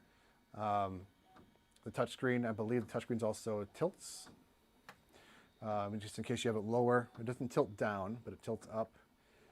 If you had to, see it. Yeah, so there's some preloaded models that are going to be in here, and I think we're just going to go with the Benchy. If it's a speed Benchy, I'll probably not do that. I want to get an actual or what do you guys want to see? Do you want to see a speed Benchy, or do you want to see just the basic Benchy that comes out of it? All right, so Nate says, I got a P1S the other day, but it's the only Bambu that doesn't have automatic flow calibration. Yeah. So with that one, you probably would have to adjust your settings for flow on the protopasta filaments. But I've not used a P1S personally. I've only used the X1C, so I can't say for sure. Normal Benchy. Normal Benchy it is. You should stream on TikTok too. You just stream on YouTube. Yeah. Oh yeah. This is just the first stream. I know. So eventually, when I'm doing more of these streams, as I get more used to it, and kind of relearn. It's been a while since I've live streamed, guys. So I used to do it with Joel in Seattle, but we didn't run a whole lot of complicated stuff. We didn't do graphics. But I want to do graphics. I want to do if I ever get to the point where people would be generous enough to donate, which I haven't set any of that up yet now, so this is not me asking for that at all. But in the future, if that happens, I want to do the whole, thank you. There's an animation that drops when people donate or when they subscribe or when they join or, any of that kind of stuff. That's going to be upgrades for the streams in the future. And I'll also do simulcast streams on TikTok, YouTube, and probably Facebook, maybe Instagram. Probably not Instagram. That's the plan, to expand this channel to do lasers, 3D printers, reviews, cool prints, cool makes, reviews, all if I didn't say reviews already, that kind of stuff for both printers and lasers. Hence the lasers and layers in the name. So, all right. Any other questions, guys? Anything you want to see? So when I do the review, I'd like to know what kind of stuff do you want to see used? I'm like I said, PETG, ABS, TPU, PLA. I mean, do you want to see ASA? Did you want to see carbon fiber prints? Anything like that? I think carbon fiber prints are so cool. Yeah. I also want to do. Remember, I don't know what it's called right now, so I can't really describe it. Okay. But I think carbon prints are so cool. Yeah, there's carbon infused PLA, PETG. There are higher temp materials that have carbon fiber. You can do this really cool thing so that it's not going to give you the cool pattern that carbon fiber that you're kind of probably thinking That's of. exactly what I'm thinking of. Right, but there are ways to kind of imprint that onto the print if you just on the flat surface that is on the bed, because you can get different types of print beds that have a design etched into it basically, and it transfers to the bottom of the print. So if you're doing like a production line kind of print kind of thing, or yeah, why would you want to have that? Well, yeah, you're kind of on the right track there. Where if you want to specifically, if you want to print a part of your print to have a specific texture or a look, a texture, yeah. or logo. If you always want your logo to be on the bottom of your prints if you're doing if you're selling your prints or whatever, you can do that too. It's pretty basic. You're not going to get too crazy detailed with it, but I mean, it'll put a logo or a carbon fiber print pattern, etc. Does it come with a hardened nozzle? It comes with a hardened steel nozzle. Yes, the 0.4 millimeter. And it comes with a spare 0.4 millimeter. You can get upgraded nozzles for even better resistance for different filaments that I'd recommend if you're going to be printing anything beyond the basic stuff. Carbon fiber included. But I mean, you probably already know that. But yeah, so you want to, we talked about it a little bit earlier. It's the 0.6 that I got is just hardened steel. But yeah, you really want, upgrade it from there.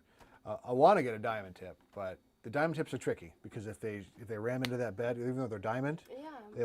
they'll crack the tip. Or scratch. Yeah, or scratch the bed. Yeah. Yeah.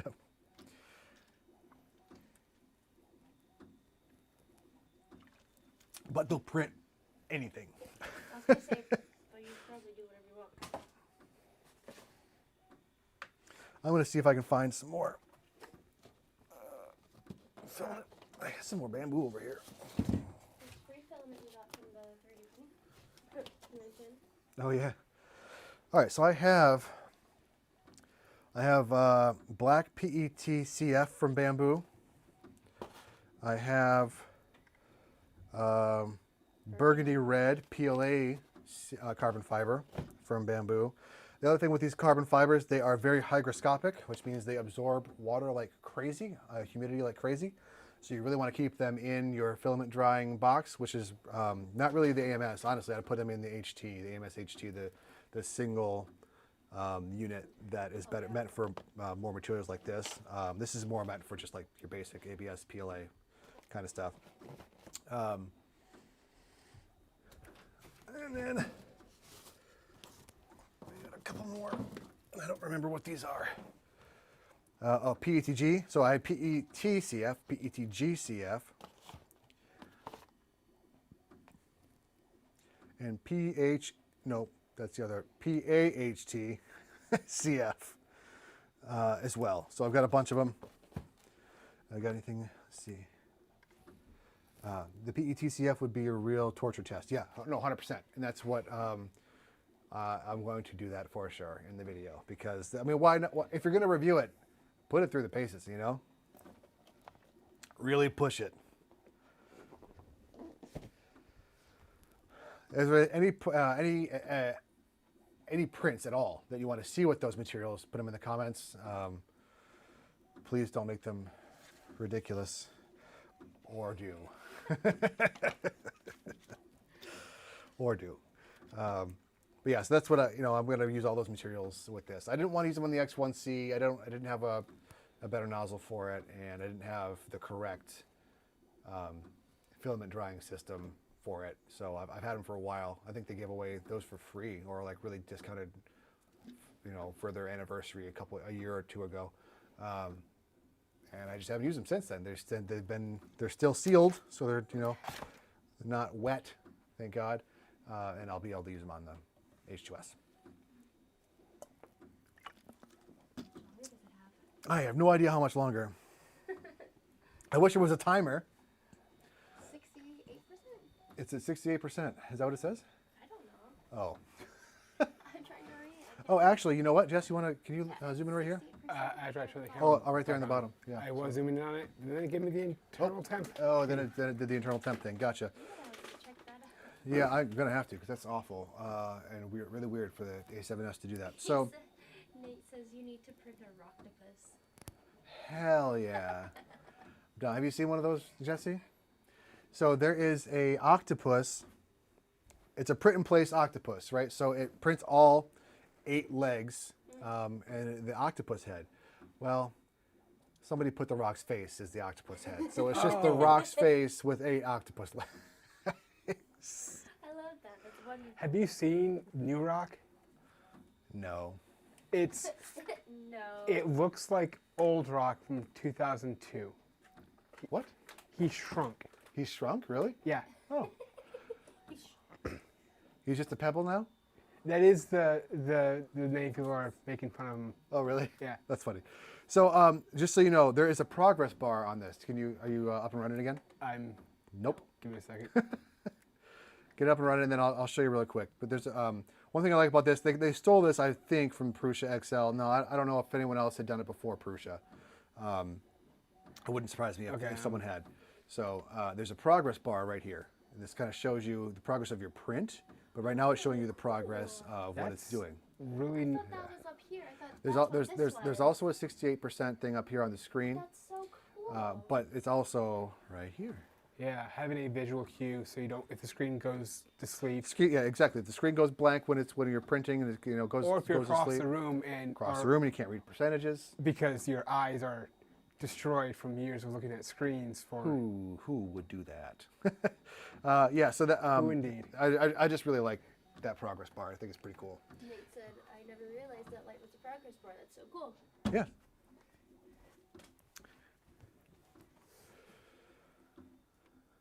So the we're at roughly 68-70% of the way through this process. Sorry it takes a long time for that, but once that's done, we'll get the print going.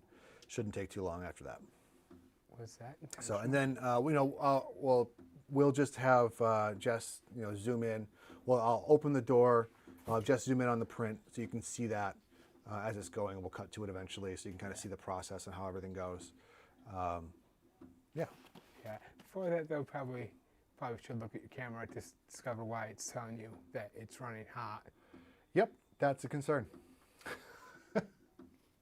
Inconsistently too, because it's not like it's like it went on for a good spell, didn't do anything. Now it's doing stuff. Yeah, and then other times, too hot. Nope, it's too hot again. We're in a Michigan basement prior to a heat wave. It is not warm in this room. Right. Yeah, that's the thing. It's what? Well, not warm on this side of the lights. Yeah, it is a little warm, but I just burn hot, man. Like and it's so funny when I used to stream with Joel. He'd bring me on camera, and I would doing something, and like we'd be building a printer, right? And I can sit here and build a printer all day, every day, no problem.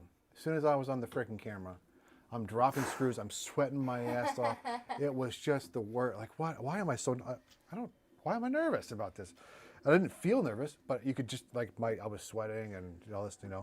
I think I dropped a freaking giant screw into an extrusion on probably a Creality printer or something, and that was just gone forever. I had to go off screen with the extrusion and shake it around and get the screw to come out, and it was embarrassing. But fun. Much better with it now. While we wait, cats. This is Nami. She's our new menace. Pretty patterns on her face. Orange kitten. She is very shy still. Oh, yeah. Yep, she's gone. She's gone. But Della, our all black cat, she was like that as well when we first got her. Now she won't leave me alone. She loves being up here. Oh yeah, oh yeah. In fact, I'm surprised she hasn't been up here more during the stream. So she was before the stream started. She wouldn't leave me alone. She was walking across everything. She was canceling my stuff. That sounds like a good fun noise. Calibration complete. Yay! Hooray! All right. I'm gonna do the pink because that's fun.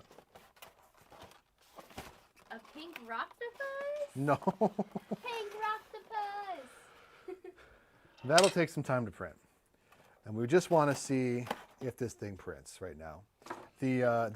But I will, honestly, Nate, I'm going to print the rocktopus for my review video because It's gonna be glitter. that was a great idea.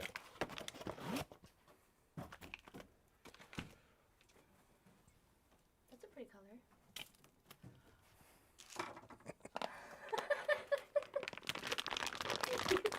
So anti-close. I know. All right. Pink, Nate says pink is the most manly color, obviously. Obviously. It's good enough for Bret Hart. It's good enough for the world. Hey, that's correct.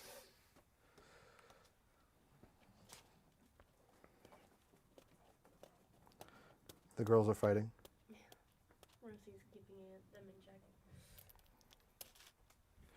There we go. All right, so they taped it inside there. Let's go ahead and cut this off. Always cut your filament at an angle so it makes a nice little pointy tip when it goes into the hole. You want Jesse to zoom in on this? Stop. Yeah, you go ahead, Jess. I don't know what I'm doing. I can't see anything. I don't even know if this is going to work. Nope. No momento, por favor.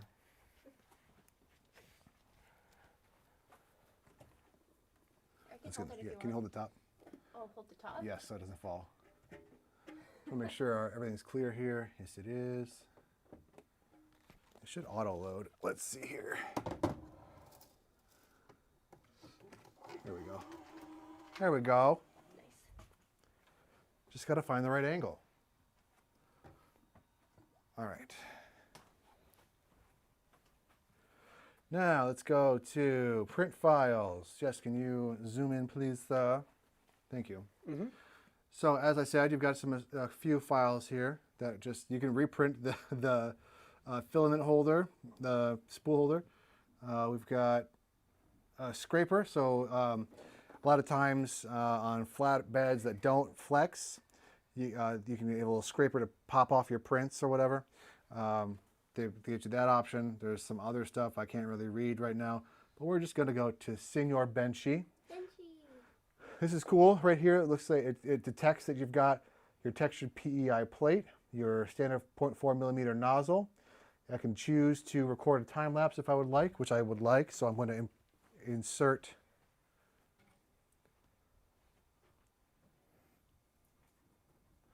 That's my X tool one. All right. I'm going to insert a USB drive. There's a little USB port right up top here. Just be careful though, because as you lift your glass to move things around, you could bust that off.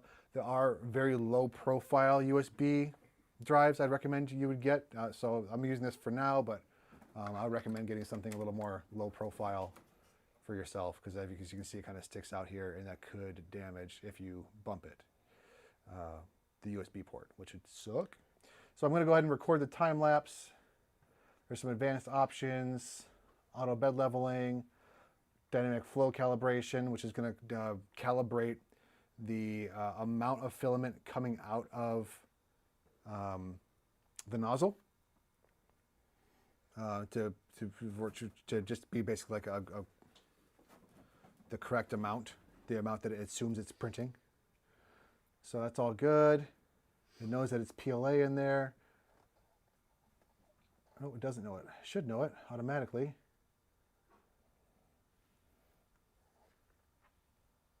PLA. Can I change it from here? Probably not. But I'm just going to go ahead and print, because I mean, their PLA is pretty standard PLA temperatures and stuff. So we're going to go ahead and hit print. It's going to beep.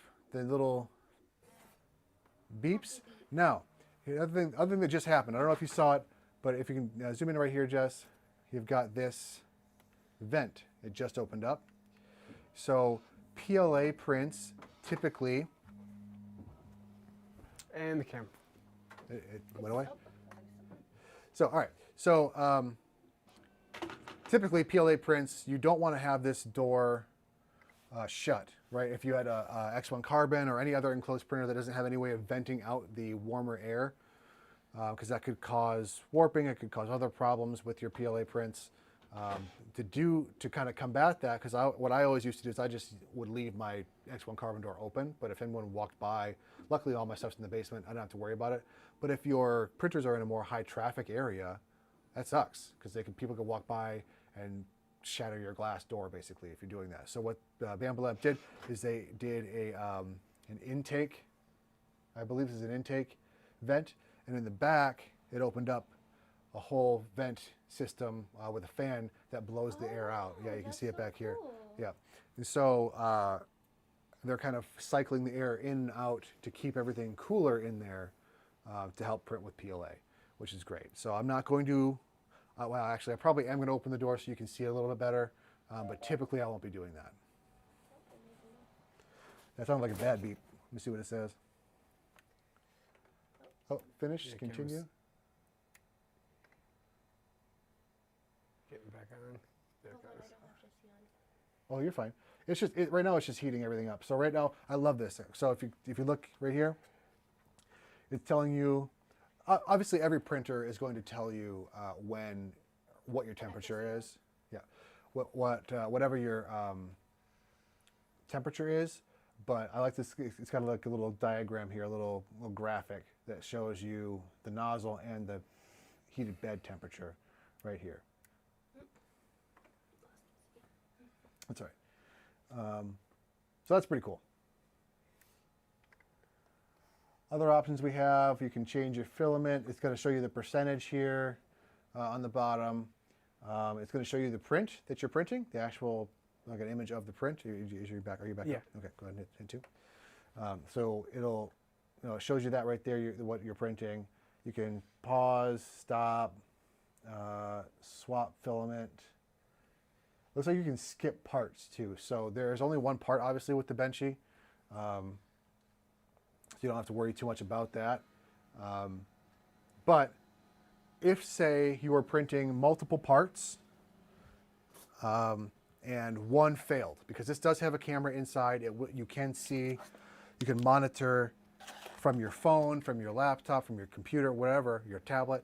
If you have the Bambu Handy app or access to the website where you can log in into your account, you can check it on the print, basically, with the camera that's in your printer, as long as you're connected to Wi-Fi, right? So, and you're looking at your printer, and let's say you get a notification, hey, there's spaghetti notification, which means that it's failed. Oh, I like how it beeps red. Like Yeah. the light is like red, Yeah. red. All right, it says, warning, please feed filament into the PTFE tube until it cannot be pushed any further.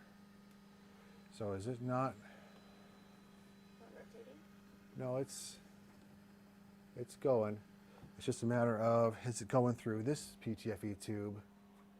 It is not. So why not? And do I want to just go into this side? Let's see.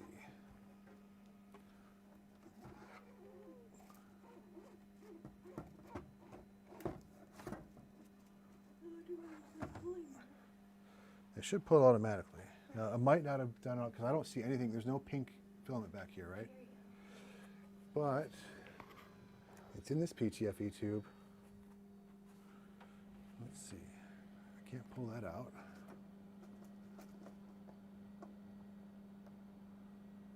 It's in all the way. See what happens if I just hit continue. If it'll pull it, probably not, though.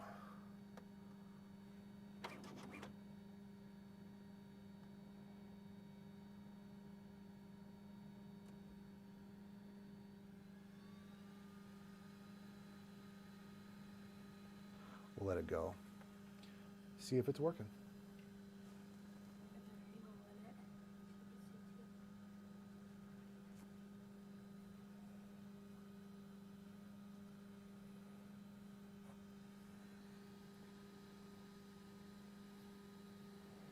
All right, heating that nozzle back up. Again, I don't see anything coming out of this, though. Excuse me. Oh, sorry. You're fine. So, do I just feed it in for now?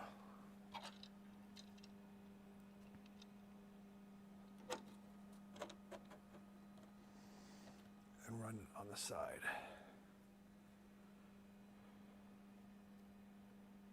That's how that comes out.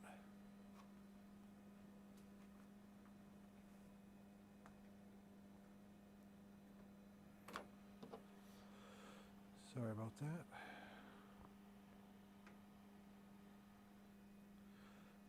That might just do that. I think it. Going up? It's going to heat the bed up to 60 C, and then it will heat the nozzle up. But I might just have to feed it myself, which I'm just going to do it right now because I know it's not going through that PTFE tube.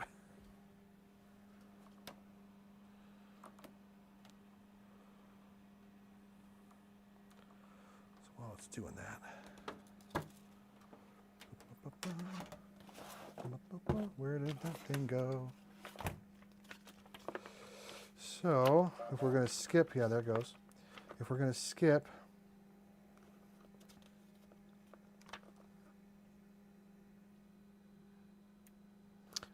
There's a PTFE tube that goes through here. Yeah. There was another PTFE tube. You sure? Yeah, there's more. There's another one somewhere that I've got. I think you put it in that little box. It might be in here, but I didn't think it was.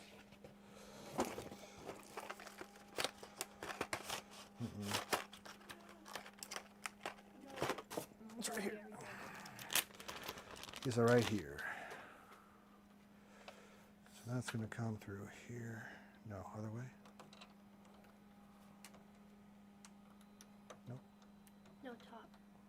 Look. So this little bit like turns around and you're going to be pushing it through the top. Gotcha. Thanks.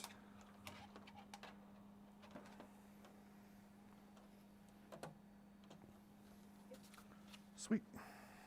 Now let's try this way.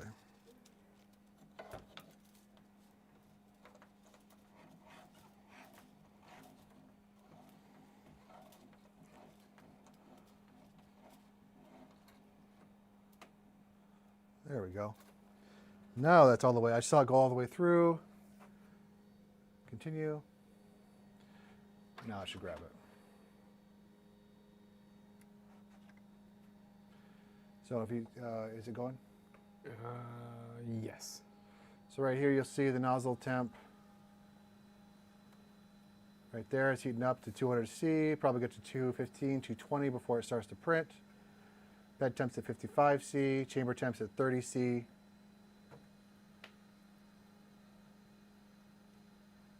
Oh, it's getting up there.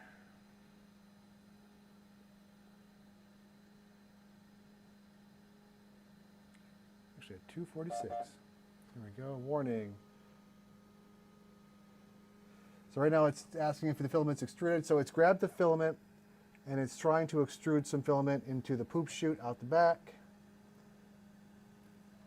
And it has not extruded yet. It's going to keep trying to push it out. I doubt you can see in there.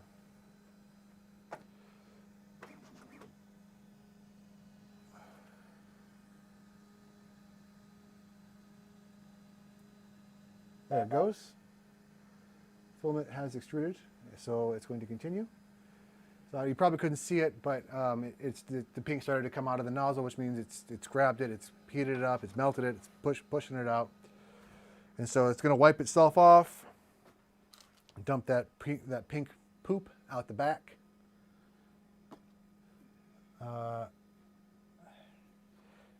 If you could, Jess, can you tap on... Actually, I'll just come over and do it real quick. I hope you were right. You were good. So I'm going to zoom back in here. And we're just going to tap on this guy so that it's focused on the bamboo. There. Yeah. So, one thing I like about this, right now it's purging some more. Heating up there, it's just wiped itself off to clean the nozzle.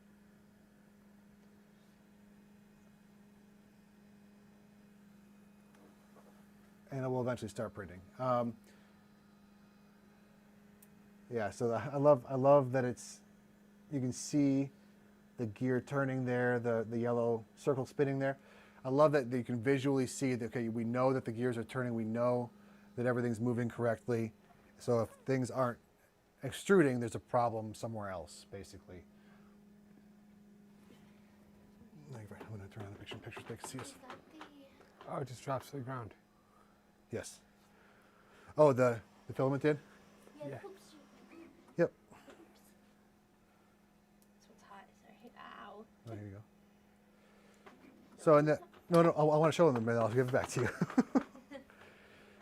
So, we've got, you can't really see it, but there's some poop there. I get my hands out of the way there.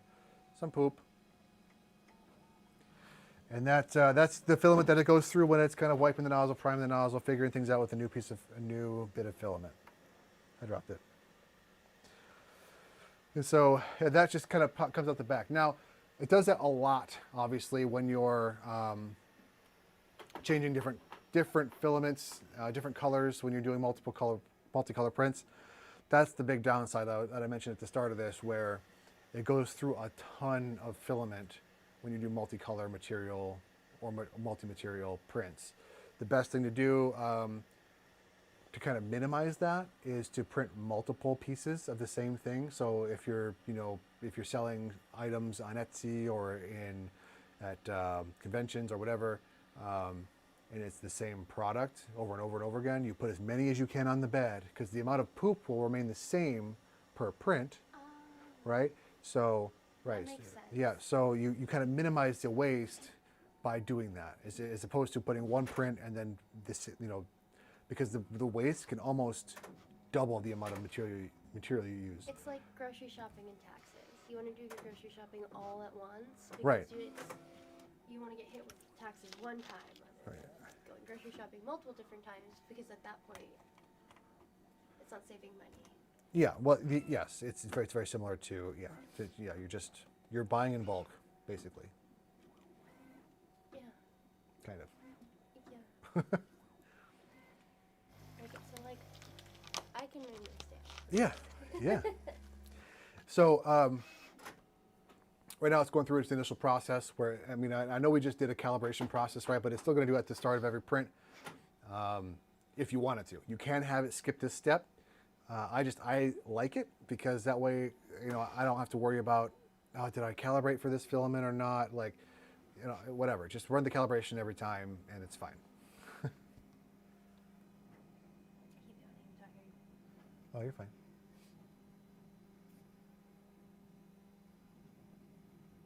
Oh, sorry. I didn't see your comments, Nate. I'm so sorry about the printing. H2 series has such a cool interface. Yeah, right? Seriously, like, again, I'm sorry I missed your comments about the AMS. I'll get the AMS situated later. So right now it's printing. It's doing a... Oh yeah, it's just doing the benchy. It's just straight up doing the benchy right now. So I wish it was not doing it on the side like that. That'd be nice. But it is, so whatever. This over here doesn't really matter. If I close this, significantly more quiet. I don't know if you can tell on our microphones, but it got much quieter in this room. I think it's like 15 to 20 decibels different in the videos that I've seen kind of detail that, which is nice if you're in a area that matters. I've got mine in a basement, doesn't really matter. But for the purposes of this video, I will open that so that you can see.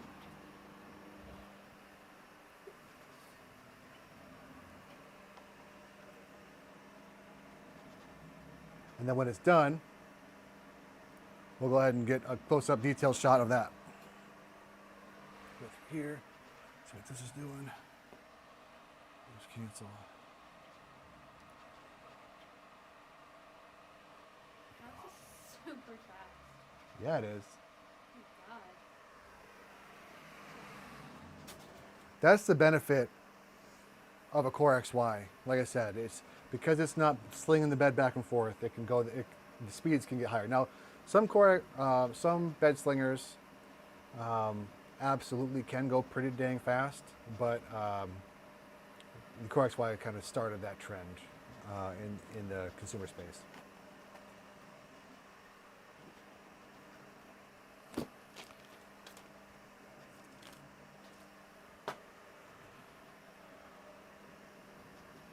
Yeah, the interface is really cool. I really enjoy.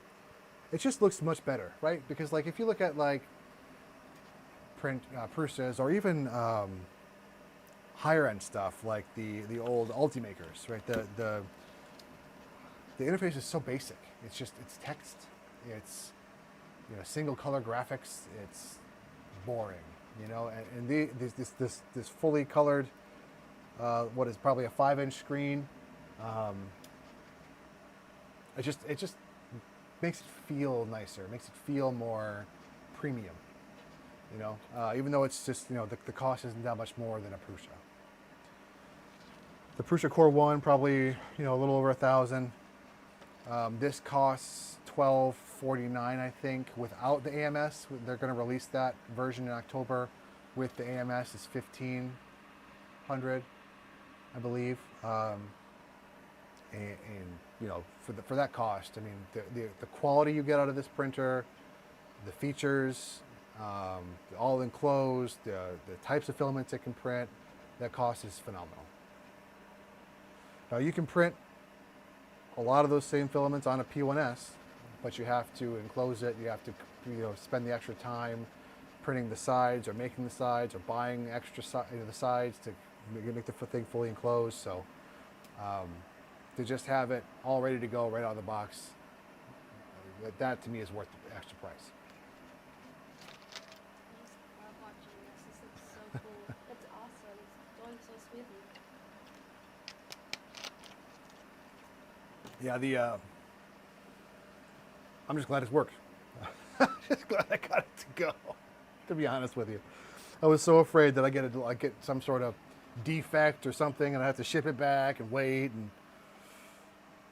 But I'm really impressed with the unboxing experience, how easy it was, the setup process even. I mean, obviously when you're doing these things live, when you're doing things on camera, it's a little more difficult because there's a lot of things up here that's going on that I'm trying to manage, right? And even with their help, I'm still not all focused on this. So the setup process for yourself at home will be much smoother. You'll have time to read things thoroughly. You'll have time to double check that you got all this styrofoam out, you know, that kind of stuff. Make sure your AMS is hooked up properly before you hit print. That kind of, you know, you'll have time for all of that. It's much simpler than what I probably just made it look like. The packaging is very. Oh, I would say because like for a smaller person like myself, it's hard to like pick things up and do that. So it's easy. The packaging is cool. Yeah. I mean, God, what nerd am I sitting here talking about? Oh, the packaging was pretty cool. I'm over here like, no, for a smaller build person, Yeah. packaging matters. Like Yeah. people don't think about it, but it does. Like especially for big things like this. Right. That it has handles It to has lift it handles. from. It has Yeah, handles it has and actual pick it up. actual lips down here, which I don't think the X1C had. Nope. It sure does not. And So- I'm looking at most of your printers, and if they don't have legs, there's no way to put your hands underneath them. Nope. Right. Tilt them. Yeah. So I'm excited. I'm excited about the printer. I'm excited about the possibilities. One of the first things I'm going to print on this thing as soon as I'm done with this, when I turn the cameras off, I'm loading up the HT, the AMS HT, and I'm printing myself some tennis shoes with TPU. I think that's so cool. It's cool. 3D print, because 3D printed shoes have been a thing for so long. I remember going to Murph and even Maker fairs and different places back in 2019, 2018, that kind of stuff. And it's that people had shoes. They had, we're 3D printing shoes, and part of it would be printed, or the sole would be printed, or just the different parts. This is the whole damn shoe. It's the whole thing. The only thing you can't print, or you probably can't, the laces. You have to go buy some separate laces, right? Unless you don't need laces for the shoes that you're printing. However, these shoes really, the one that I'm printing doesn't really need laces. So yeah, because it's, you can scale it for your size. Design like a clip latch to just tighten them in place. Yes, places? absolutely. You could. The clip would have to be a different material, and so you probably have to have something like an H2D, which has the two different nozzles to run TP, or maybe PLA or PETG or something with the TPU. I don't know what would bond with TPU in particular, but probably nothing. It'd have to probably be built into the print and surrounded by the TPU to keep it functional and in place. But yeah, you could probably do something like that. Yeah, I was just thinking like essentially Velcro, just not Velcro. Yeah. Or you could even do, you could glue Velcro onto something that you pulled through, if you really want some Velcro shoes. I'm assuming Nate. You're watching. Okay. Anyway, thanks again so much for tuning in, guys. I really appreciate it. I know I've said it a few times, but This was just a preliminary stream. We wanted to just try it out, to kind of get some kinks out, and get some content on the channel before I start releasing some videos. So this is just again, thank you so much for stopping by and checking it out. And again, if you have any models you want to see me print with this thing, leave it in the comments. Let me know how I can test it. I'll break it so you don't have to.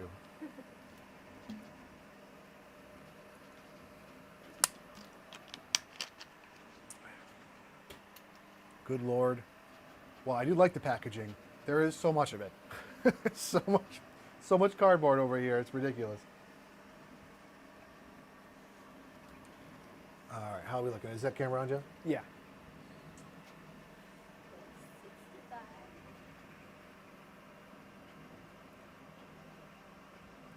So this is not a sturdy table at all. It is a sit-stand desk, so I can have it higher for when I'm doing, specific like model reviews and things like that, or model showcases. And it shakes a lot. So I'm hoping the vibration compensation works, and the quality is still good from printing on this table. I'm sure it will be. That's kind of their thing. So we'll find out pretty shortly here. So the estimated time, let's see if I can see it. It's 68%. I don't see an estimated time remaining. And if I click on it, it doesn't do anything either. So, but 69%, nice. But once that's done, we'll have Jesse do a little zoom in on the print itself to show you the quality. I love the color pink too. That's a great color pink. Yeah. I didn't expect it to be as bright. That's You a know? good color, Yeah, it really reminds me of, like I said, that kind of pink right here. Got it for Sam, our daughter. Oh, did you? Yeah, because I know she would like this color. She's building me a different turtle. for her. She wants a turtle. I know. She wants a turtle door sign from the laser printer and a turtle print. So Nico Industries, I don't know if anyone watching, if you know Nico Industries, they do, and I'm sure other people do it too, but he specifically on his website has little turtles that he prints, the little print in place. They're laying flat, and you pick it up and all the legs kind of fall, and it's print in place turtles basically. He did the actual Ninja Turtles, but he also does other characters as turtles. Like I think I just saw like Kakashi and That's so a cool. couple other different characters as print in place turtles.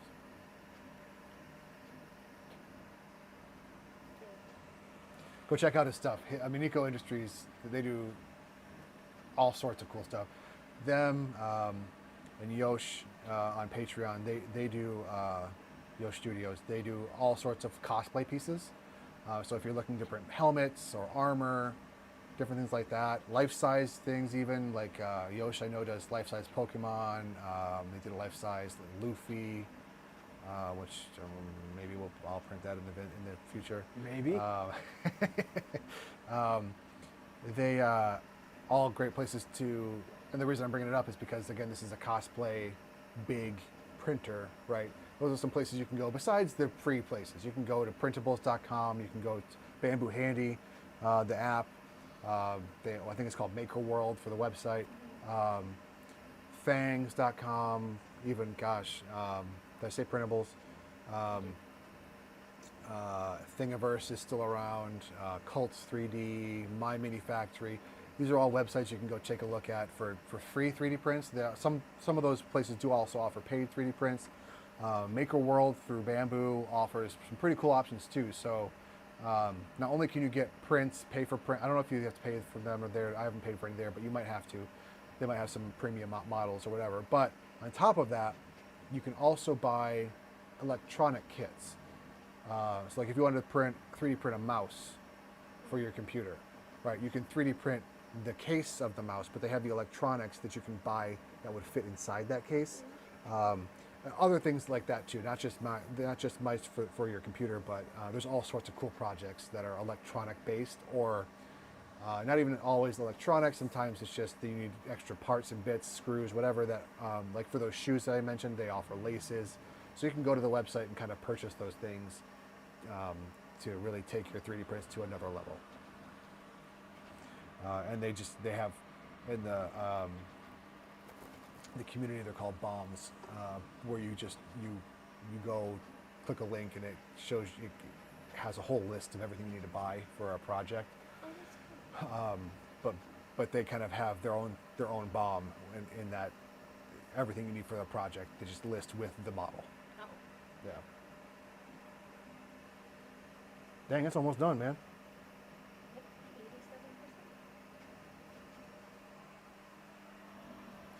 Looks like it's kind of out of focus. Just I don't know if it is or not, but might just be my. That was looking great. It's looking great.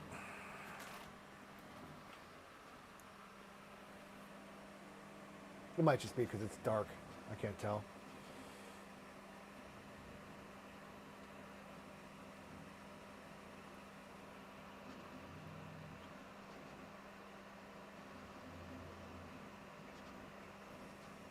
Yeah, that thing just flies. Mm-hmm. First big ABS print I'm doing. Probably a Power Ranger helmet. Probably. I tried printing them on my X1 Carbon, but I had to scale it down so much to where they just don't fit. It would be only display pieces more than something I would actually wear. Not that I wear Power Ranger helmets out regularly, but You maybe. would if it was socially acceptable. 100%. But now that I've got this, I can actually print one that'll fit on my head. I got a big head. 92%. Nice. Thanks again so much, guys, for watching. I really appreciate you tuning in and going along with us on this somewhat problematic journey I've had so far with this printer. But that's my own fault. It's not the fault of the printer. Nothing's on fire. Nothing is on fire. No one has to go to a hospital. No lawsuits have been filed yet. So Yet.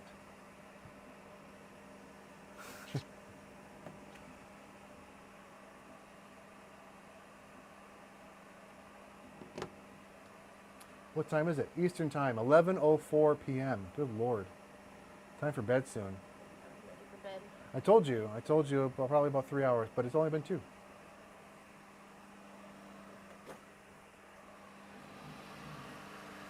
We're on the smokestack now. It's at 97%. Did I print a tiny little benchy on this giant printer? Yes, I did. Bit overkill. I know, I'm loving the little picture right here, how tiny it looks. Actually, can't Right? see- Yeah. I can't hear you yet. Yeah. In the wide shot, you can see the. Oh, there it goes. All done. I love that it closes the vents and lowers the thing. It's super nice. So, again, the printer feels very premium. Can you go back to camera 1? I love it. Never turn the beeps off. I'm sure there's an option to too, but hell no. All right. Take it out. Flexi, flexi, flexi. Flexi, flexi, flexi. There it goes. Bye. The cracks. See, I know people want to hear The cracks. The cracks when you take them out. Give people what they want. Savor the peelies. Get the cracks. I know. What am I doing? What are you doing? All right, Jess, can you zoom in on that? absolutely. And we're going to do this. Come on, camera, focus. Focus on, not on me. Not on the lions. So there you go. No one focused on the lions today. They got their butts kicked. It's hard to there's That your looks great. CT3D. The bottom layer is perfect. It's flawless. Are you kidding? That looks awesome. Sorry, I'm going to hold this up here. So, is that as zoomed in as you can get? Yeah. See if you can get the top camera. Oh, that looks great.